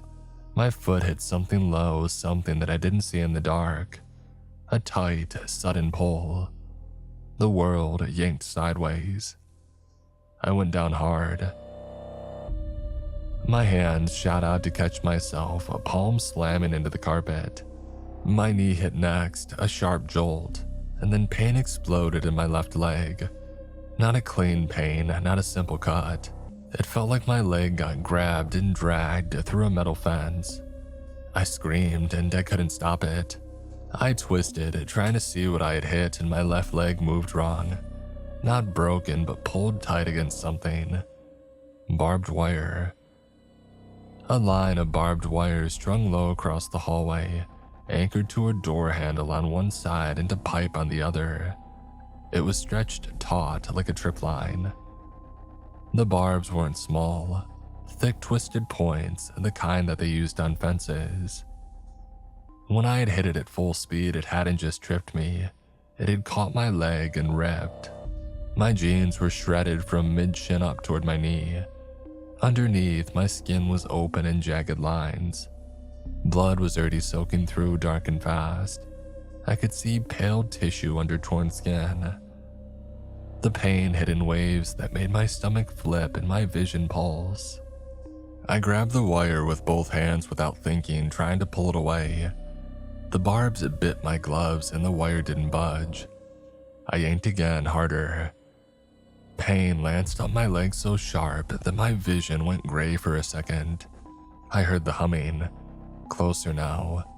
I twisted my head toward the darkness behind me. The pig-masked man rounded the corner at the far end of the hallway like he was strolling around a grocery aisle, humming the whole time. When he saw me on the floor caught in the wire, he didn't react like a normal person would. No surprise, no excitement. He just stopped and tilted his head. The humming continued. My hands were shaking so bad that I could barely grip the wire anymore. My throat tasted like metal. "Hey!" I yelled, voice cracking. "Stay back!" He took another step. I scrambled, dragging myself backward with my hands, trying to pull my leg toward me. The wire held. I could still feel warm blood running down into my boot, pooling at my heel. He got within maybe 20 feet. I could see the texture of the mask now. Small cracks in the rubber, grime in the creases around the snout. The black eye holes were empty. No eyes visible behind them. Just darkness. The humming stopped. He lifted one hand, slow like he was about to wave, and then he put his hand down again like he had changed his mind. I didn't wait to see what he would do next. I grabbed the barbed wire with both hands again, braced my right foot against the carpet and yanked with everything that I had.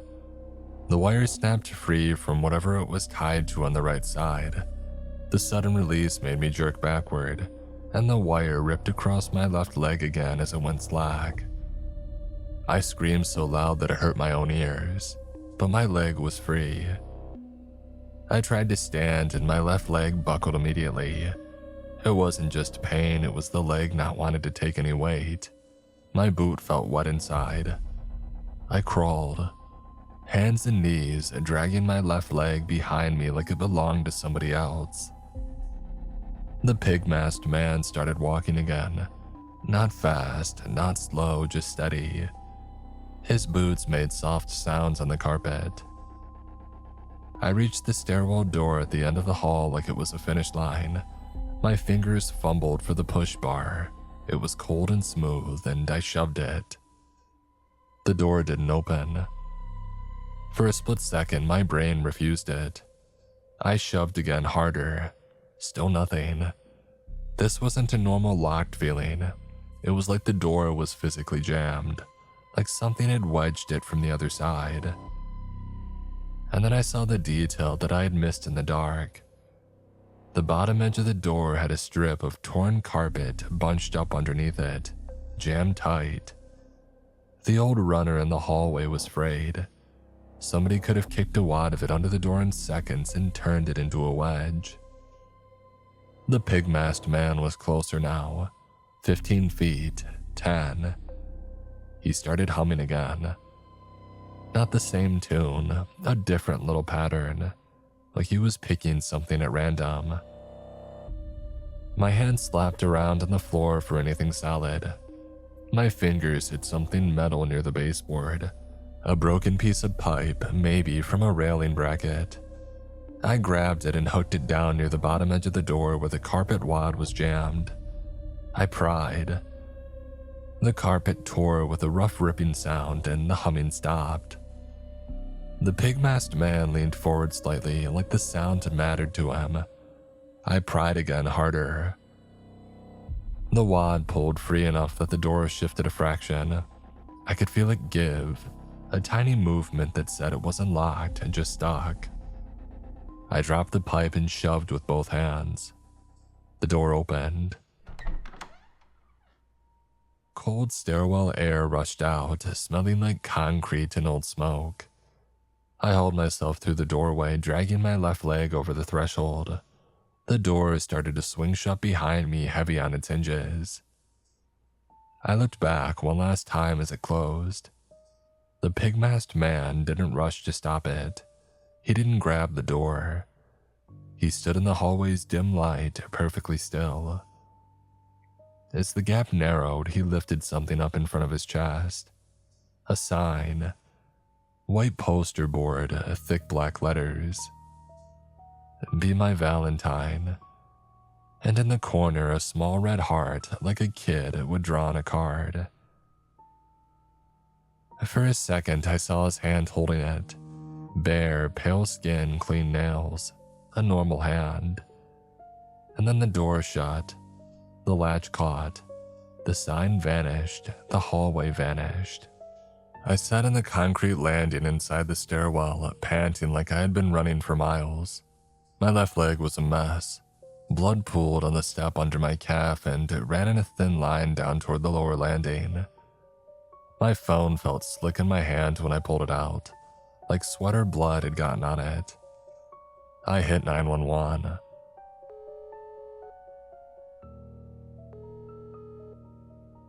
A calm voice answered. 911, what's your emergency?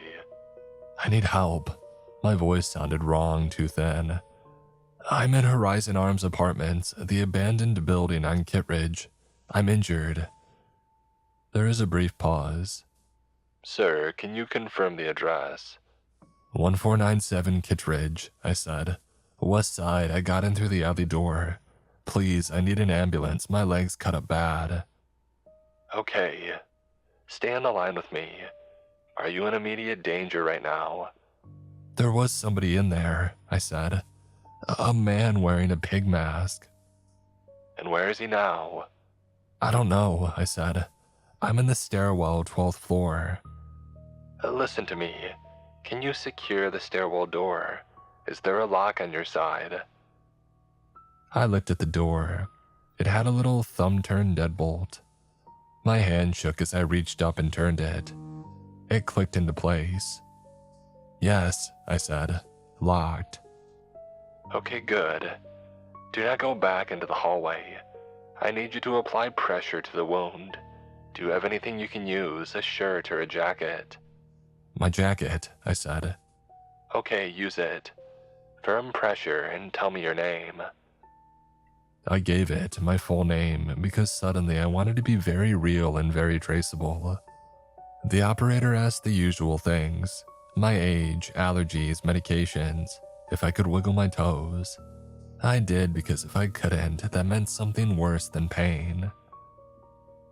I took my jacket off with clumsy hands and I pressed it against my leg. The moment that the fabric had touched the torn skin, I made a sound I didn't mean to make. The dispatcher stayed calm like they had heard it 1,000 times before. Keep that pressure. Help is on the way. Just stay with me. Minutes didn't feel like minutes. They felt like long pieces of time that I had to drag myself through. Every now and then, I thought that I heard something on the other side of the stairwell door. A scrape, a soft thump.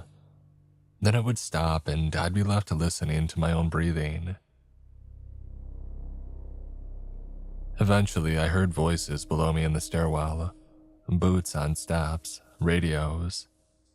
Sir, the dispatcher said, call out so that they can locate you. I'm up here, 12th floor. A voice echoed back up, muffled but real. Police, stay where you are, we're coming up. Relief hit me so hard that my eyes stung. 2 officers came up first, flashlights cutting clean beams through the dim. One had his hand on his belt like he was ready to draw. The other kept his light moving, methodical. Hey, the closer one said when he saw me. His voice softened slightly.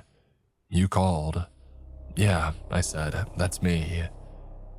He knelt a few feet away, angled his light down at my leg and swore under his breath. His partner moved to the stairwell door and tested it. Locked from the inside, he said. I locked it, I told them. He was out there. Who? The kneeling officer asked. A man, I said, in a pig mask. They exchanged a look, quick and professional. The paramedics arrived right behind them. A woman introduced herself as Marcy. Calm face, steady hands. Hey, we're gonna take care of you, just keep looking at me. Don't look down unless you have to. They wrapped my leg with pressure bandages. It hurt in a blunt, deep way that made me want to shove their hands away, but I didn't. I could feel the bleeding slow under the pressure. And they got me onto a stretcher and started carrying me down. And by the time that we had reached the lobby, daylight poured in through the forced front doors. More officers were there now. Radios, flashlights. A couple of them had gloves on like they were already anticipating evidence. They rolled me out onto the sidewalk. Cold air hit my face. Street sounds hit my ears. Cars, a dog barking somewhere, somebody's music thumping from a passing car. Normal. I started shaking anyway. Marcy climbed into the ambulance with me and said, "We're heading to the ER. You're gonna need stitches and maybe staples. You're gonna be okay though." One of the officers leaned into the open doors and asked, "Sir, before you go, how'd you get in?" "A side door," I said. "Keypad, West Alley. Code 0314. He nodded. "And you said payment was under the lobby mailboxes." "Yes," I said. "Do you still have the cash?" I realized then that the envelope was still in my jacket pocket. "Yes," I said. "Take it, I don't want it." He nodded. "We'll collect it." At the hospital, they cleaned and stitched and stapled until my leg looked like it had been put back together by somebody who didn't have time to make it pretty. A doctor said words like deep lacerations and risk of infection, and you're lucky it didn't hit the artery. He asked me if I had gotten a tetanus shot already. I told him I didn't remember, and he gave me one anyway. Later, a detective came in, plain clothes, tired eyes, a notebook in hand. She took my statement, I got a case number, and she told me flat out not to reply if the number contacted me again, and to call her directly. I told her everything. The text, the code, the envelope, the humming, the procedure of delivery, the squeal, the pig mask, the barbed wire, the sign. When I finished, she asked me, "Do you have the text thread?" "Yeah, it's on my phone." I handed it over. She scrolled, her eyes moved fast, and then she frowned. She held the screen toward me. The thread was still there, but it didn't look the way that it had in my car. Instead of a normal number, it showed a generic sender label, like one of those burner text apps that routes messages through random IDs. And instead of the conversation, there is a blank screen with a single line at the top. Conversation expired. Like the app had auto-deleted the history. "I'm not making this up," I said. "There was cash under the mailboxes." She nodded. "Yes, we recovered the envelope. We recovered cash, but no usable prints." "You went up?" I asked. "We cleared the building. We didn't locate anyone matching your description. We did find blood on the 12th floor carpet consistent with your injury." "What about the barbed wire?" I asked. "No wire on scene when officers had reached that floor," she said. "What about the package?" I asked. "We did not locate a package outside of 12C, she said. "I set it down, I knocked, I saw it there." "I understand." She said that in a careful voice. "Was 12C locked?" 12C's door was open. I stared at the ceiling tiles until my eyes burned. She flipped another page. "There's a service corridor on that floor. Maintenance access. It runs behind the units. Our officers found a panel door at the end of the hall that leads into it." My stomach tightened. The roof hatch was unlatched, padlock missing, fresh scuff marks on the ladder rungs. If he wanted to move without using the main hallways or get off that floor fast, he could. "So you're saying that he got away?" "I'm saying the building gives somebody a lot of places to hide. There's no cameras inside and half the exterior coverage is dead. And the corridor isn't on the old plans that we could pull. We're doing what we can." She left her card on my tray and told me again, don't engage, don't go back, and don't try to be a hero. I didn't sleep much that night. Every time that I drifted, I heard the humming, soft and steady like a tune that you can't place but can't shake either. The next morning, my phone buzzed. A notification banner flashed at the top of my screen. Not a full message, just the little preview you get when something comes in. Thank you for delivering. I snatched the phone so fast that I almost dropped it. When I opened my messages, there was nothing new. No thread, no sender, nothing in my inbox. Like the preview had popped up and the message never fully came through. Like the app had tried to load it and it failed. My hand started shaking harder this time. I didn't reply, I didn't even type. I called the detective's number. It rang. When she answered, I said, "It tried to message me again. I saw the preview." "What did it say?" "Thank you for delivering." There was a pause and I heard her breathing on the other end, steady but tight. "Okay," she said. "Don't touch anything else on your phone. Don't delete anything. Screenshot your notification history if you can. I'm gonna send somebody by." "I can't screenshot it. It's gone." "That's all right. Just stay where you are." After I hung up, I stared at my blank screen until my eyes hurt. Outside my window, the world kept going. Cars passed, people walked, and somebody laughed.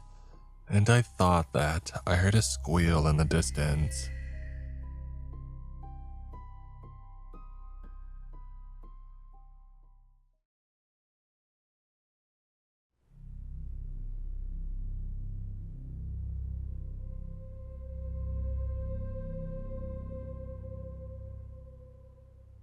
My name is Nate Garland, and for the last 14 months, I've been the sole law enforcement officer assigned to Canvik, Alaska. Population 312 in the summer, maybe 240 in the winter, depending on who decides to ride out the dark months and who heads south. I transferred up from Anchorage after my divorce.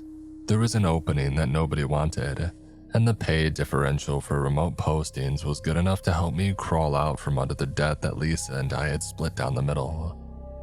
And that's the whole story behind why I came here. No grand purpose, no calling to serve the frontier.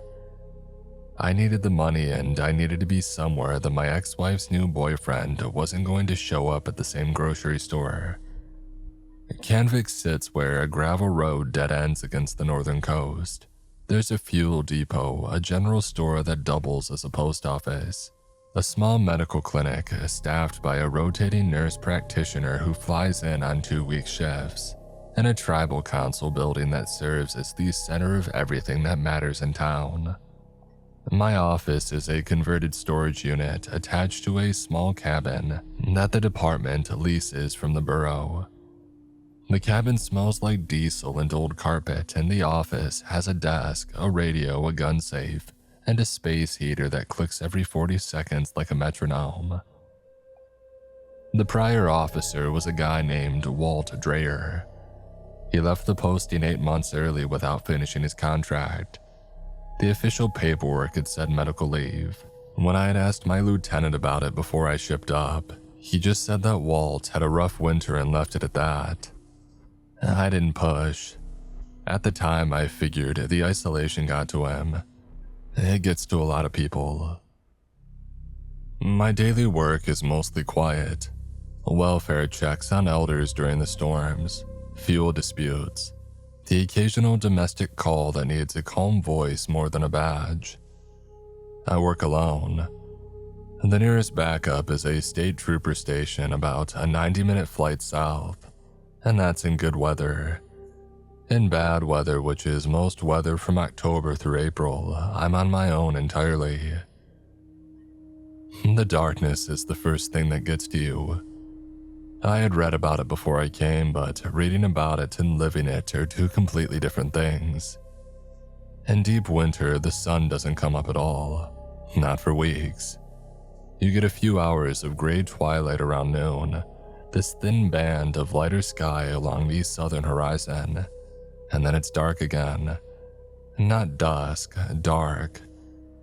22 hours of full night. Your sleep cycle falls apart inside the first week. Your sense of time starts to slip. You'll be sitting at your desk thinking that it's early evening and you'll check the clock and it's 3 in the morning. Or you'll feel like you just woke up and it turns out that you've been awake for 19 hours.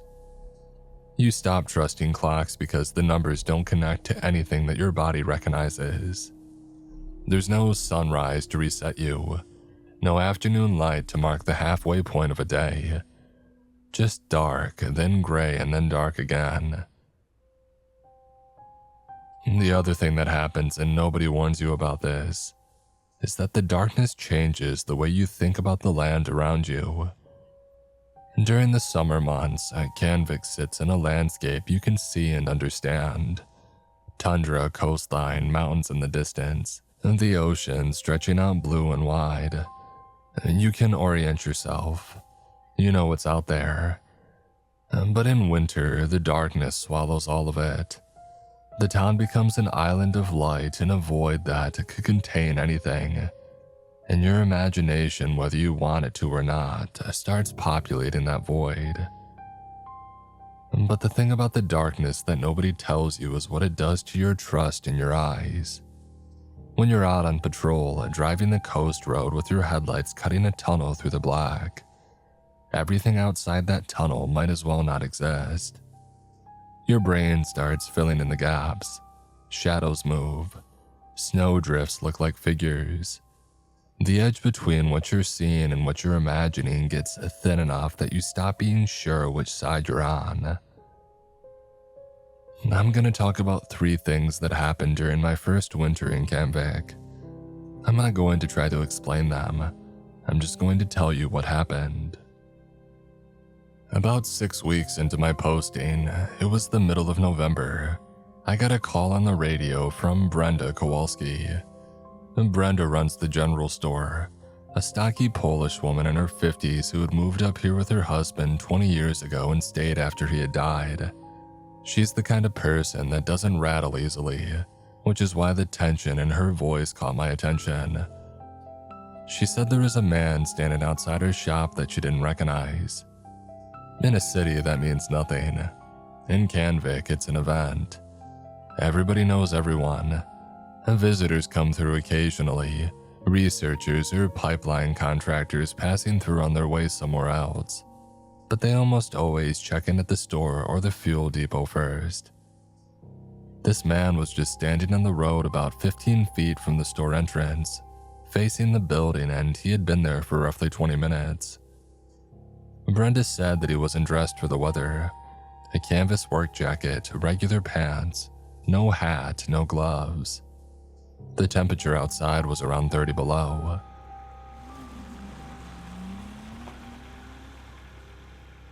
I drove over. It took me about 4 minutes. When I pulled up, my headlights hit him and he was still there, standing in the same spot that Brenda described. I left the engine running and the lights on and got out.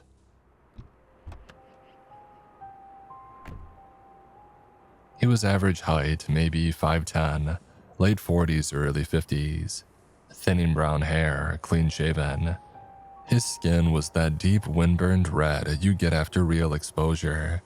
But he wasn't shivering, he wasn't hunched, wasn't doing any of the things that a human body does when it's 30 below and you're standing outside in a canvas jacket. I identified myself, told him that I was the local officer. I asked if he was all right. He turned to look at me. His eyes were focused, clear. Not the glazed over look that you get with hypothermia, not the 1,000-yard stare of somebody in shock. He looked at me the way you would look at someone who had just walked into a waiting room. Patient, a little curious. I asked him his name. "Carl," he said. I asked for a last name. He thought about it for a moment, the way you think about a question that doesn't quite apply to your situation, and then he said, I don't think that matters. I asked where he came from. He pointed north, not along the road, straight north toward the coast, and toward the frozen ocean that stretched out beyond into nothing. From out there, he said. His voice was calm, conversational, like we were chatting about the weather, which in a way I guess we were, because the weather should have killed him. I looked down at his boots. Old leather work boots, the kind you would see at a vintage shop or a 70-year-old farmer's closet. They were dry, completely dry. You can't walk 10 feet in Canvik in November without your boots getting covered in snow, and this man had supposedly walked in from the direction of the open tundra and the ice shelf, and his boots looked like he had just taken them out of a box. I brought him inside the store. Brenda poured him a coffee without being asked, the way she does for anyone who's come through the door. Carl took the mug and wrapped both hands around it and held it against his chest. I watched him for a while. He didn't drink from it, just held it the way a person might hold something they recognized from a long time ago, turning it over in their memory. Brenda stood behind the counter pretending to sort inventory, but I could see her watching us in the reflection of the window glass. I sat down across from Carl at the small table Brenda keeps near the front of the store, and I tried to get more information. He answered my questions, but there was a quality to the conversation that I've struggled to describe since. It wasn't that he was being evasive. It was more like my questions were slightly off target, like I was asking about things that didn't quite connect to whatever his actual situation was. He said that he had been walking for a while. He couldn't name the month. He didn't know who the president was. When I asked where he was trying to get to, he just looked at the wall for a few seconds and said, "Oh, I think I was just passing through." I tried coming at it from different angles. I asked if he had family somewhere. He said that he thought he did once, but he said it in the way that you would talk about a dream that you had years ago that left an impression but no details. I asked if he had come from one of the other villages up the coast. He shook his head slowly and said, "Oh, no farther than that." I asked how far. He looked at me and there was something in his expression that I still think about. Not confusion, not sadness exactly. Something closer to patience. The patience of a person who's been traveling for so long that the question of where they started doesn't have a simple answer anymore. "I don't remember," he said. "It's been a long time." His voice was calm through all of it, even, measured. No tremor, no agitation. He could have been talking about a trip to the hardware store. I want to be clear about something. I've dealt with disoriented people, hypothermia cases, people in mental health crisis, drunks who don't know what day it is. Carl wasn't any of those. He was lucid. His sentences were coherent. He made eye contact. He just existed in some kind of parallel context where the basic facts that I was trying to establish didn't have any footing. And the thing I kept coming back to was that he was physically fine. His skin was cold when I touched his hand during a cursory check, but not dangerously cold. No sign of frostbite on his fingers, ears, or nose. His color was off from the windburn, but his circulation was fine. He should have been dead. A person standing outside for 20 minutes in those temperatures and that clothing isn't going to be uncomfortable. They're going to be in serious medical danger. Carl was just a guy holding a coffee mug. I arranged for him to spend the night at the clinic. Louise, the nurse practitioner on rotation that month, checked him over and came back looking confused. Healthy vitals, no signs of cold exposure, no signs of anything really. She said he was in perfectly normal health for a man his age, which didn't make sense, and we both knew that it didn't make sense. But there wasn't a medical form for man who should be dead but isn't. I walked Carl to the clinic bed myself. He laid down on it without complaint, pulled the blanket up and closed his eyes. I stepped out, locked the deadbolt from the outside, and I went home. In the morning, Luis radioed me. The cot was empty. I went over immediately. The deadbolt was still locked. I had to unlock it to get inside. The window in that room was maybe 10 inches wide, a narrow horizontal slot near the ceiling meant for ventilation in summer. A child couldn't have fit through it. The blanket on the cot was folded neatly at the foot, the way that you would leave it in a hotel. We searched the clinics. 1 story, 4 rooms, nothing. We went outside and checked for tracks. Fresh snow had fallen overnight, maybe 2 inches, and the ground around the clinic was smooth. No footprints, not one. Not coming in, not going out. I filed a report with the troopers describing an unidentified male, probable psychological distress, unknown current whereabouts. They said they would keep an eye out, but nothing ever came of it. No missing persons report anywhere in the state matched Carl's description. He just appeared and then he didn't. I asked around town over the following days. Most people just shrugged. An old woman named Ruth, one of the elders who lived in Canvik her entire life, listened to my description and then sat quiet for a long time. Eventually, she said something that I didn't understand, so I asked her to translate. She looked at me and said, "He wasn't here for you." And then she stood up and walked back to her house. About 3 weeks later, it was early December. It was a full polar night. I was on a late patrol run along the coast road, which in Canvik is really just a packed snow track that follows the shoreline for a few miles before it peters out into nothing. I drove this way a couple of times a week, partly as a security check on the fish camps and storage sheds scattered along the coast, partly because sitting in my cabin during the endless dark was going to break me faster than the cold would. And the darkness out there isn't like anything you've experienced if you've only lived in places where light pollution exists. It's not just an absence of light. It is weight, substance to it. And the headlights on my truck carved out this narrow corridor in the black, and beyond the edges of that corridor, the world stopped. Stars overhead when it was clear, the aurora sometimes, painting the sky in those slow-moving greens. But the land itself was just erased. You could drive off the edge of the earth out here and not know it until you hit whatever was at the bottom. About 3 miles out on the coast road, I stopped the truck. I had heard something, or thought that I had, over the sound of the engine. I killed the ignition and I rolled down the window.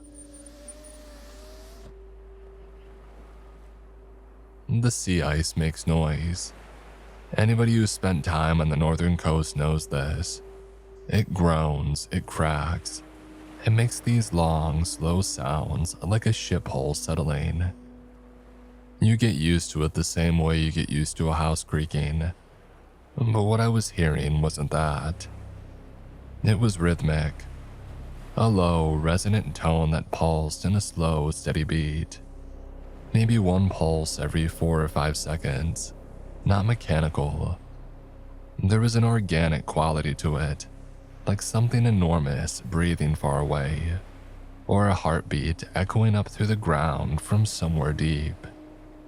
It was coming from the direction of the frozen ocean. I got out of my truck. The cold hit me immediately. That knife-edge Arctic cold that finds every gap in your clothing and turns your exposed skin into a warning system. I walked to the edge of the shore ice where the gravel beach met the sea ice shelf. The sound was clearer here, and I could feel it, not just hear it. A vibration that came up through the ground and into my boots and settled into my ribcage, low and steady and patient. It wasn't loud, that's the thing. If I had the truck engine running, I might not have heard it at all. But in the silence of the Arctic night, with nothing else competing for attention. It filled everything. It was in the air and in the ground and in my chest, and it was the only sound in the world. I took a few steps out onto the ice shelf. The surface was rough under my boots, rigid and uneven where the freeze had buckled and resettled. I stopped about 20 feet from the shore. The sound was maybe slightly louder here, or maybe I was imagining that. It's hard to be objective about something that you're standing inside of. I want to describe what it felt like to stand there, because the sound itself is only part of it. I was alone, no backup for 90 minutes by air, and that's assuming that I could even reach somebody on the radio from that spot, which wasn't guaranteed. It was dark in every direction except the small cone of light from my truck headlights behind me, and even that was getting hard to see as I moved further out. And the temperature was somewhere around 35 below, and this sound was pulsing up out of the ice beneath my feet, steady as a resting heartbeat, and I couldn't identify it. And that's what kept me there. My training was clear. There was nothing on the ice, and that was my responsibility. And being out there alone in those conditions was exactly the kind of decision that turns into a body recovery operation. I knew that I should get back in the truck, but my brain kept reaching for an explanation, kept trying to file the sound into some category that it recognized. And every time that it failed, it tried again. Like when you have a word on the tip of your tongue and you can't stop reaching for it. I stood there for about 15 minutes. The sound didn't change. Same tempo, same depth, same vibration in my chest. And then it stopped. Not a fade, not a gradual winding down. It just ended mid-pulse, like somebody threw a switch. One moment it was there, filling the air and the ground in my body, and the next moment there was nothing. The silence that followed was so complete it felt like pressure, like the air had been pulled tight. I waited. 2 minutes, 5 minutes, nothing. Just the ordinary sounds of the ice doing its ordinary thing. The distant groans and pops that I had already learned to tune out. I walked back to the truck. I drove back to town. I didn't sleep well that night. Over the next week, I asked around about it. I kept things casual. I asked the fishermen if the ice made strange sounds this time of year. A couple of them said, sure, the ice is always noisy, you learn to ignore it. But when I got more specific, when I described what I heard, the rhythm, the depth, the way that it settled into your chest, the answers seemed to change. People got quieter, not scared exactly, more like the quiet you get when somebody brings up a topic that everybody silently agreed not to talk about. Pete Halverson was the one who finally talked to me about it. Pete's a Norwegian, been in Kamvik almost 30 years. Came up for a fishing season and he never left. He's built like a barrel and speaks in this measured, deliberate way. Like every sentence is a load-bearing wall and he's making sure it's plumb before he moves on. We were in the store drinking coffee at Brenda's table. The same table where Carl had sat a few weeks earlier, though I tried not to think about that. Pete told me that some winters you hear it and some winters you don't. Said there's no predicting it. Some years the ice is quiet all season. Other years it starts up in November and comes and goes until the breakup in the spring. But the winters when it shows up tend to be the winters when things go wrong. I asked him what he meant by wrong. He looked at me for a while, the way people up here do before they say something that they don't particularly want to say. And then he took a drink of his coffee and set it down and told me about the winter before Walt Dreyer had left. I pushed him on it. He was reluctant to tell.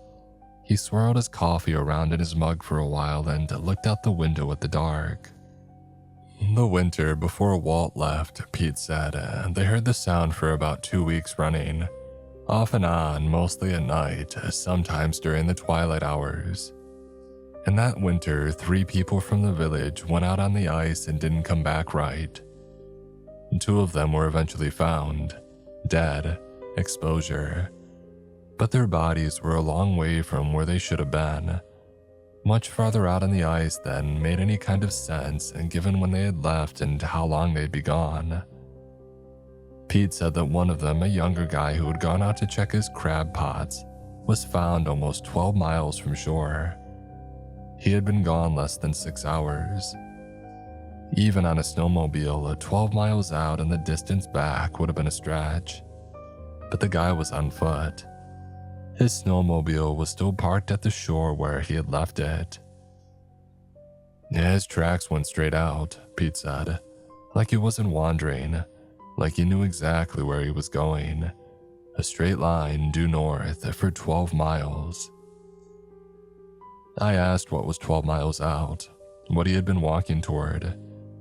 Pete shook his head. Nothing. It's all open ice. There's nothing out there for 100 miles. The third person was never found at all. A woman in her 70s who had lived in Kenvik her whole life. Went out one morning to check on her fish traps near the shore and just didn't come home. They found her parka draped over a post near the beach. She had taken it off and left it there, in the cold, in the dark. Yeah, she knew the ice better than anybody in this town, Pete said. 60 years living on this coast. She wouldn't have gone out there without a reason. But there wasn't a reason. And Pete looked at me for a long moment after he had finished talking, and then he said, "When you hear it, you stay off the ice. That's all I know to tell you." I heard the sound 2 more times that winter. Both times I was in my cabin, in bed, and it came in faint through the walls. A slow pulse, barely there, like a heartbeat heard through a stethoscope held to the ground. Both times it lasted about an hour. Both times I lay there in the dark and listened and didn't move. I didn't go outside, not those nights. I just lay there and let it pass through me, that low, steady hum. And I waited for it to stop, and both times eventually it did. It was late January. The sun had started to show itself again, just barely. A few minutes of orange light on the southern horizon around noon before it sank back down. You wouldn't think that a few minutes of sunlight would mean much, but after weeks of nothing, it was like somebody had cracked a door in a dark room. Everything in town felt slightly lighter, slightly less compressed. People talked more, they moved a little faster. The tribal council asked me to check on Howard Fell. Howard was a white guy in his 60s who lived alone in a cabin about 7 miles north of town, up on a ridge that overlooked the coast. He had been up there for over a decade. Nobody seemed to know much about his life before Kenvik. He came into town every couple of weeks for supplies, exchanged the minimum number of words required to complete his transactions, and he went back to his ridge. But it had been almost a month since anybody had seen him, and even by Howard's standards, that was a long time. I took the snowmobile up on a day when the twilight was decent, about 2 hours of that dim gray light that passes for daytime in late January. The trail up to Howard's place was unbroken snow. Nobody had come down it in a while and nobody had gone up. The snowmobile whined and bucked through the drifts, and by the time that I crested the ridge and saw the cabin, my hands were stiff inside my gloves and my face felt like it had been sandblasted. The cabin was small, well built though. Log walls, a solid roof, a wood stove chimney poking up from the center. No smoke coming from the chimney. In January up here, that meant either the stove was out or nobody was home to feed it. Neither option was good. I parked the snowmobile and walked up to the door. I knocked, announced myself. Nothing. I knocked again, louder, still nothing. The door was unlocked. I pushed it open and I went in. The cabin was cold, not outside cold, but well below freezing. The wood stove was dead, and when I opened it and touched the ash, it was ice cold. It hadn't been lit in a long time. Days at least, probably longer than that. The interior was tidy. One main room, a small loft for sleeping, accessible by a ladder, an outhouse around back. The bed in the loft was made. The dishes in the main room were washed and stacked neatly on a shelf. Canned goods were lined up along one wall, a decent supply too. Fuel containers for the stove and for his snowmobile mostly full. A bookshelf in the corner held maybe 30 books, and mostly paperbacks, their spines cracked from rereading. A pair of reading glasses sat atop one of them. Everything in the cabin was where it belonged. There was no sign of a struggle, no overturned furniture, no broken glass. No sign of anything sudden or violent. The place had the feeling of a room that somebody had stepped out of 5 minutes ago and would be coming right back to. Except for the cold. The deep, settled cold of a building that hadn't been heated for a while. And the silence. Not the ordinary silence of an empty cabin, but the kind that sits in a place after the person who lived there is gone for good. Whatever had happened, Howard hadn't left because he ran out of anything. Howard was not here. I searched the whole cabin, which didn't take long. I checked the loft, checked under the bed in the main room, and checked the outhouse. Empty. And then I came back inside and stood in the main room and looked around more carefully. His winter gear was hanging on pegs by the door. His parka, his insulated overalls, his heavy boots, his hat, gloves, and neck gaiter. All of it hung up neatly, the way that you would put it away after coming inside. His snowmobile was parked outside under a tarp. Wherever Howard had gone, he had walked out without any of the things you would need to stay alive outdoors in January in Alaska. Here's the part that has settled into me and hasn't left. On the small wooden table in the center of the room, where Howard apparently ate his meals, there was a mug of coffee. The coffee was frozen solid, which wasn't surprising given how cold the cabin was. A chair was pulled out from the table at a slight angle, the way a chair sits when somebody's just pushed back from a meal and stood up. I stood there and looked at the scene, the coffee, the chair, and I could see it. Howard was sitting there drinking his morning coffee, and at some point, for some reason, he set the mug down, pushed back from the table, stood up and walked to the door and opened it and stepped outside. Without putting on his coat, without putting on his boots. In January, in the Arctic, in the dark. Not in a rush. The chair wasn't knocked over, the mug hadn't spilled. There was no sign of distress anywhere in the cabin. He just stood up and laughed, like something had occurred to him, like he had remembered an errand. I went outside and circled the cabin looking for tracks. The snowfall had been steady enough that anything older than a few days would have been filled in, and the ground around the cabin was smooth. I widened the circle, checked the tree line, such as it was, the stunted spruce that managed to survive up on the ridge. I checked the slope down toward the coast, and nothing. No footprints, no drag marks. No sign that anybody had walked away from the cabin in any direction.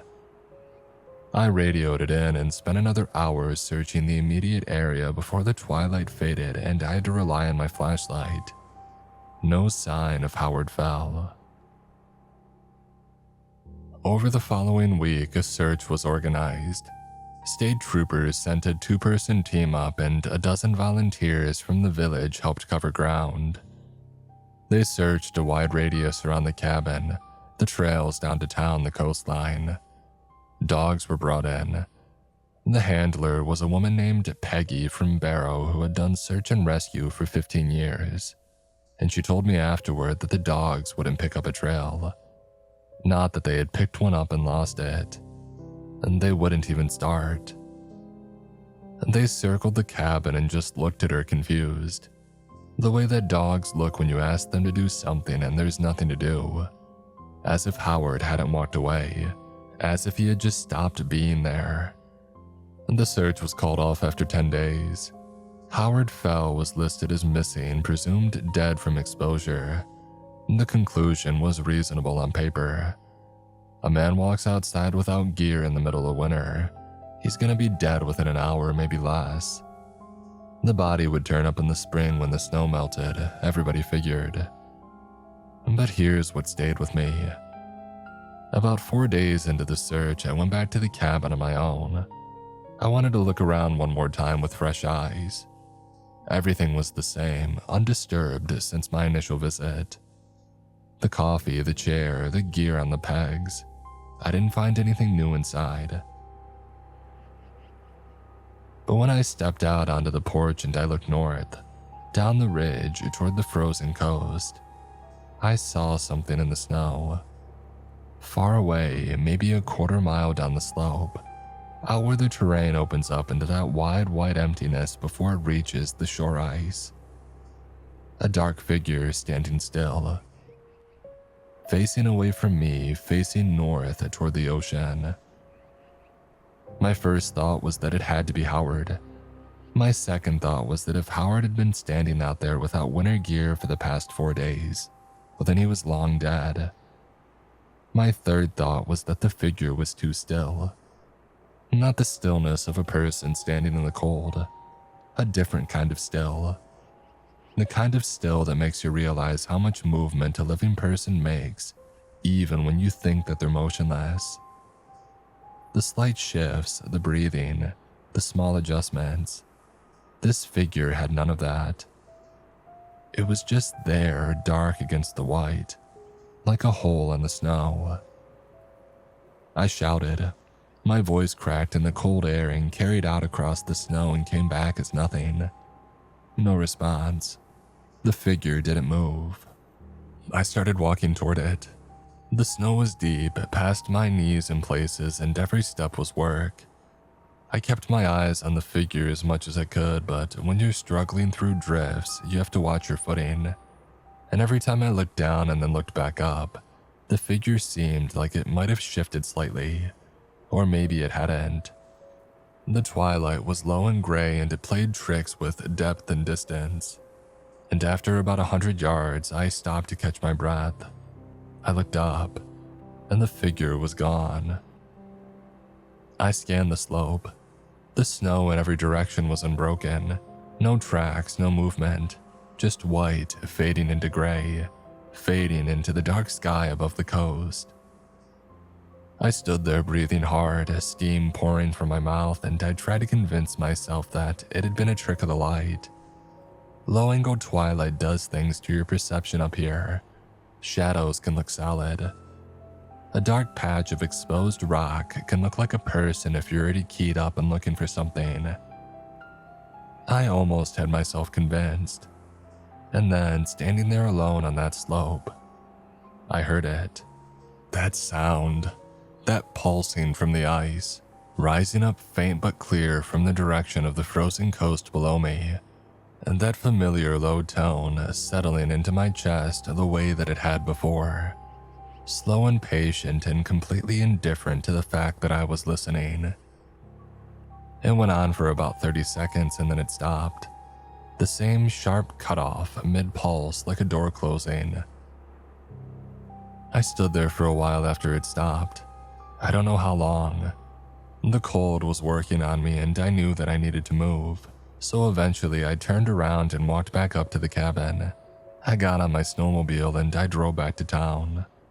I didn't go back to that ridge. By February, the sun was returning. A few more minutes each day, that thin line of orange creeping higher above the southern horizon. I had never been a person who had paid attention to the sunrise before I came to Canvik. Now I would stand at my cabin window during the twilight hours and watch that band of color like it was the most important thing in the world. It was a lifeline, proof that the darkness wasn't permanent, even when every other part of my brain had started to doubt it.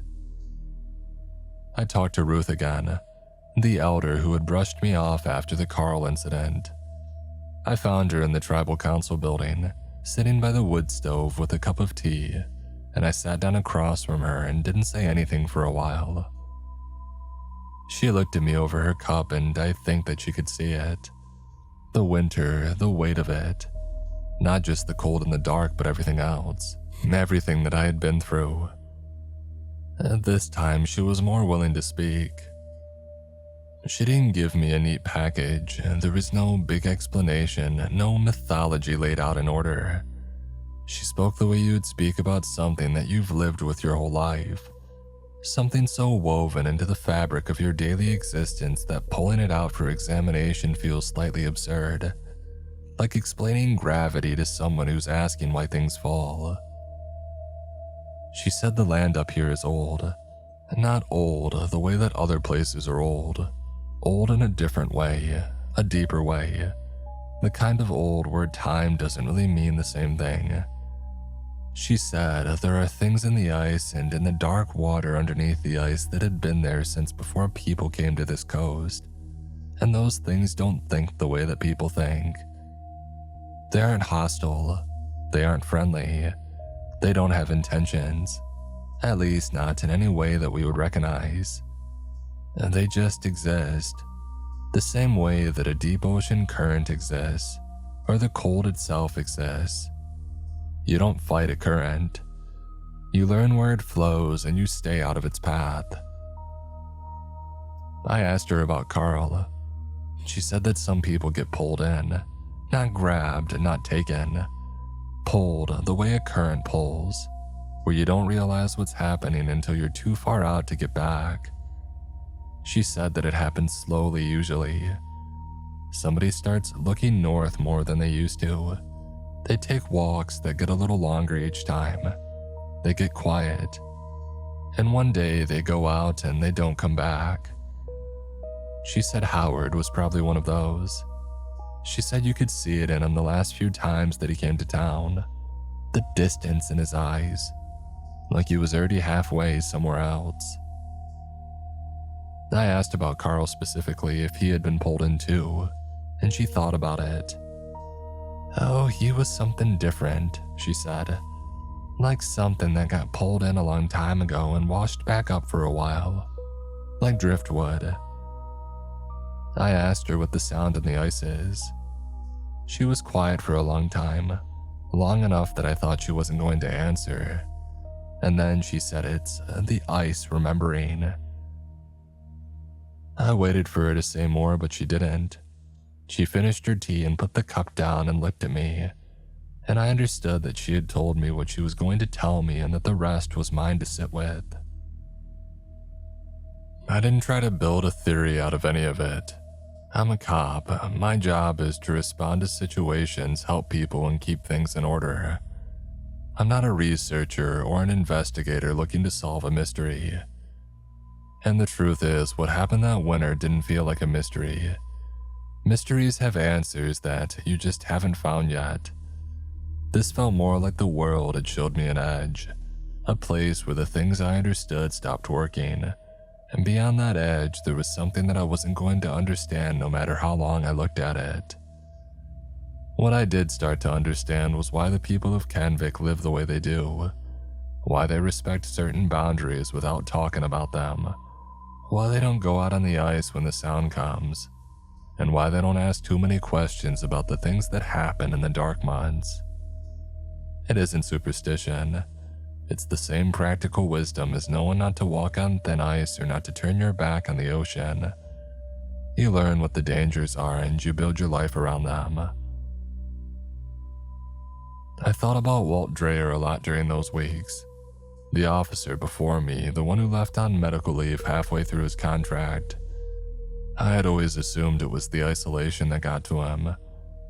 The darkness, the loneliness. the grinding monotony of a one-man post in the middle of nowhere. Now I wondered if Walt had heard the sound, if he had seen something on the ice that he couldn't file away, if he had lain in his cabin at night, the same cabin that I was in right now, and felt that pulse come up through the floor and settle into his bones, and decided that leaving was the only thing that he could do. I don't blame him, but I also understood in a way that I couldn't have understood before that winter why I wasn't leaving. It's hard to explain without sounding like I had lost my mind, and maybe I had a little. But there's something about knowing the shape of a danger that makes you want to stay close to it. Not out of bravery, out of the sense that walking away won't make it any less real. It'll just mean you're somewhere else, carrying the knowledge of it, without the people around you who understand what you're carrying. The people of Canvik understood. They had been living alongside whatever this was for generations. They didn't run from it and they didn't study it. They just knew that it was there the way you know the ocean is there when you live on the coast, and they structured their lives accordingly. There was something grounding about that, something that made more sense to me than driving south and pretending the world only contained the things that I could explain. I called my ex-wife one night in late February, just to hear a voice from the world that I used to live in. It was afternoon in Anchorage and she sounded busy, but she talked to me for a few minutes. She asked how I was doing and I said that I was fine. She asked what it was like up there and I said quiet. I didn't tell her any of it, not because she wouldn't listen.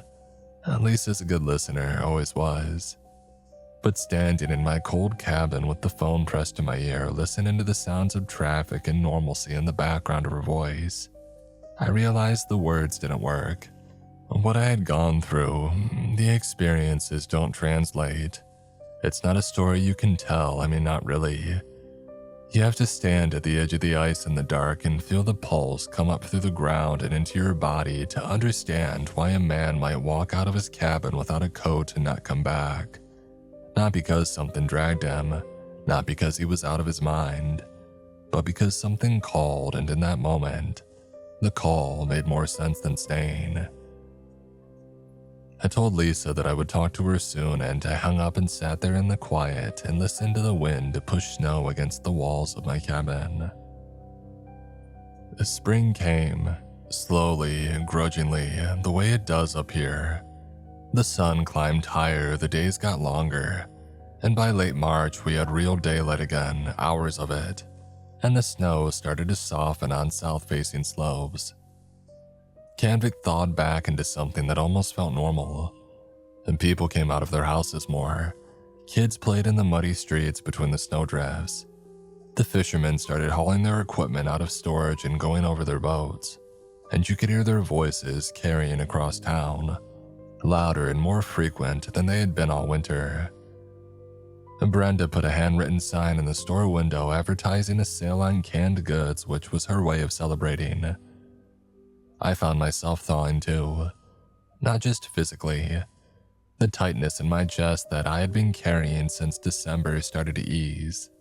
Sleep got easier. The days had structure again, marked by actual sunrise and sunset, instead of one unbroken stretch of dark punctuated by brief intervals of gray. I started going on longer patrols, not because I needed to, but because being outside during the day, actual daytime with a real sun in the sky, was something that I couldn't get enough of. Like drinking water after you've been thirsty for months. I let myself believe that the worst was behind me. In late April, the sea ice started breaking up. This is a noisy, dramatic process.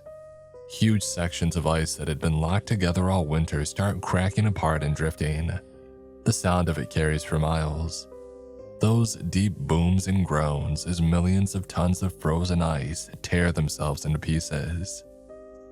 The fishermen start getting their boats ready. There's an energy in town and anticipation. Open water means fishing season. It means income. It means life gets easier. A fishing crew was out in a boat about a mile offshore scouting the ice conditions, when they found something on a large float. They radioed me. I went out with them.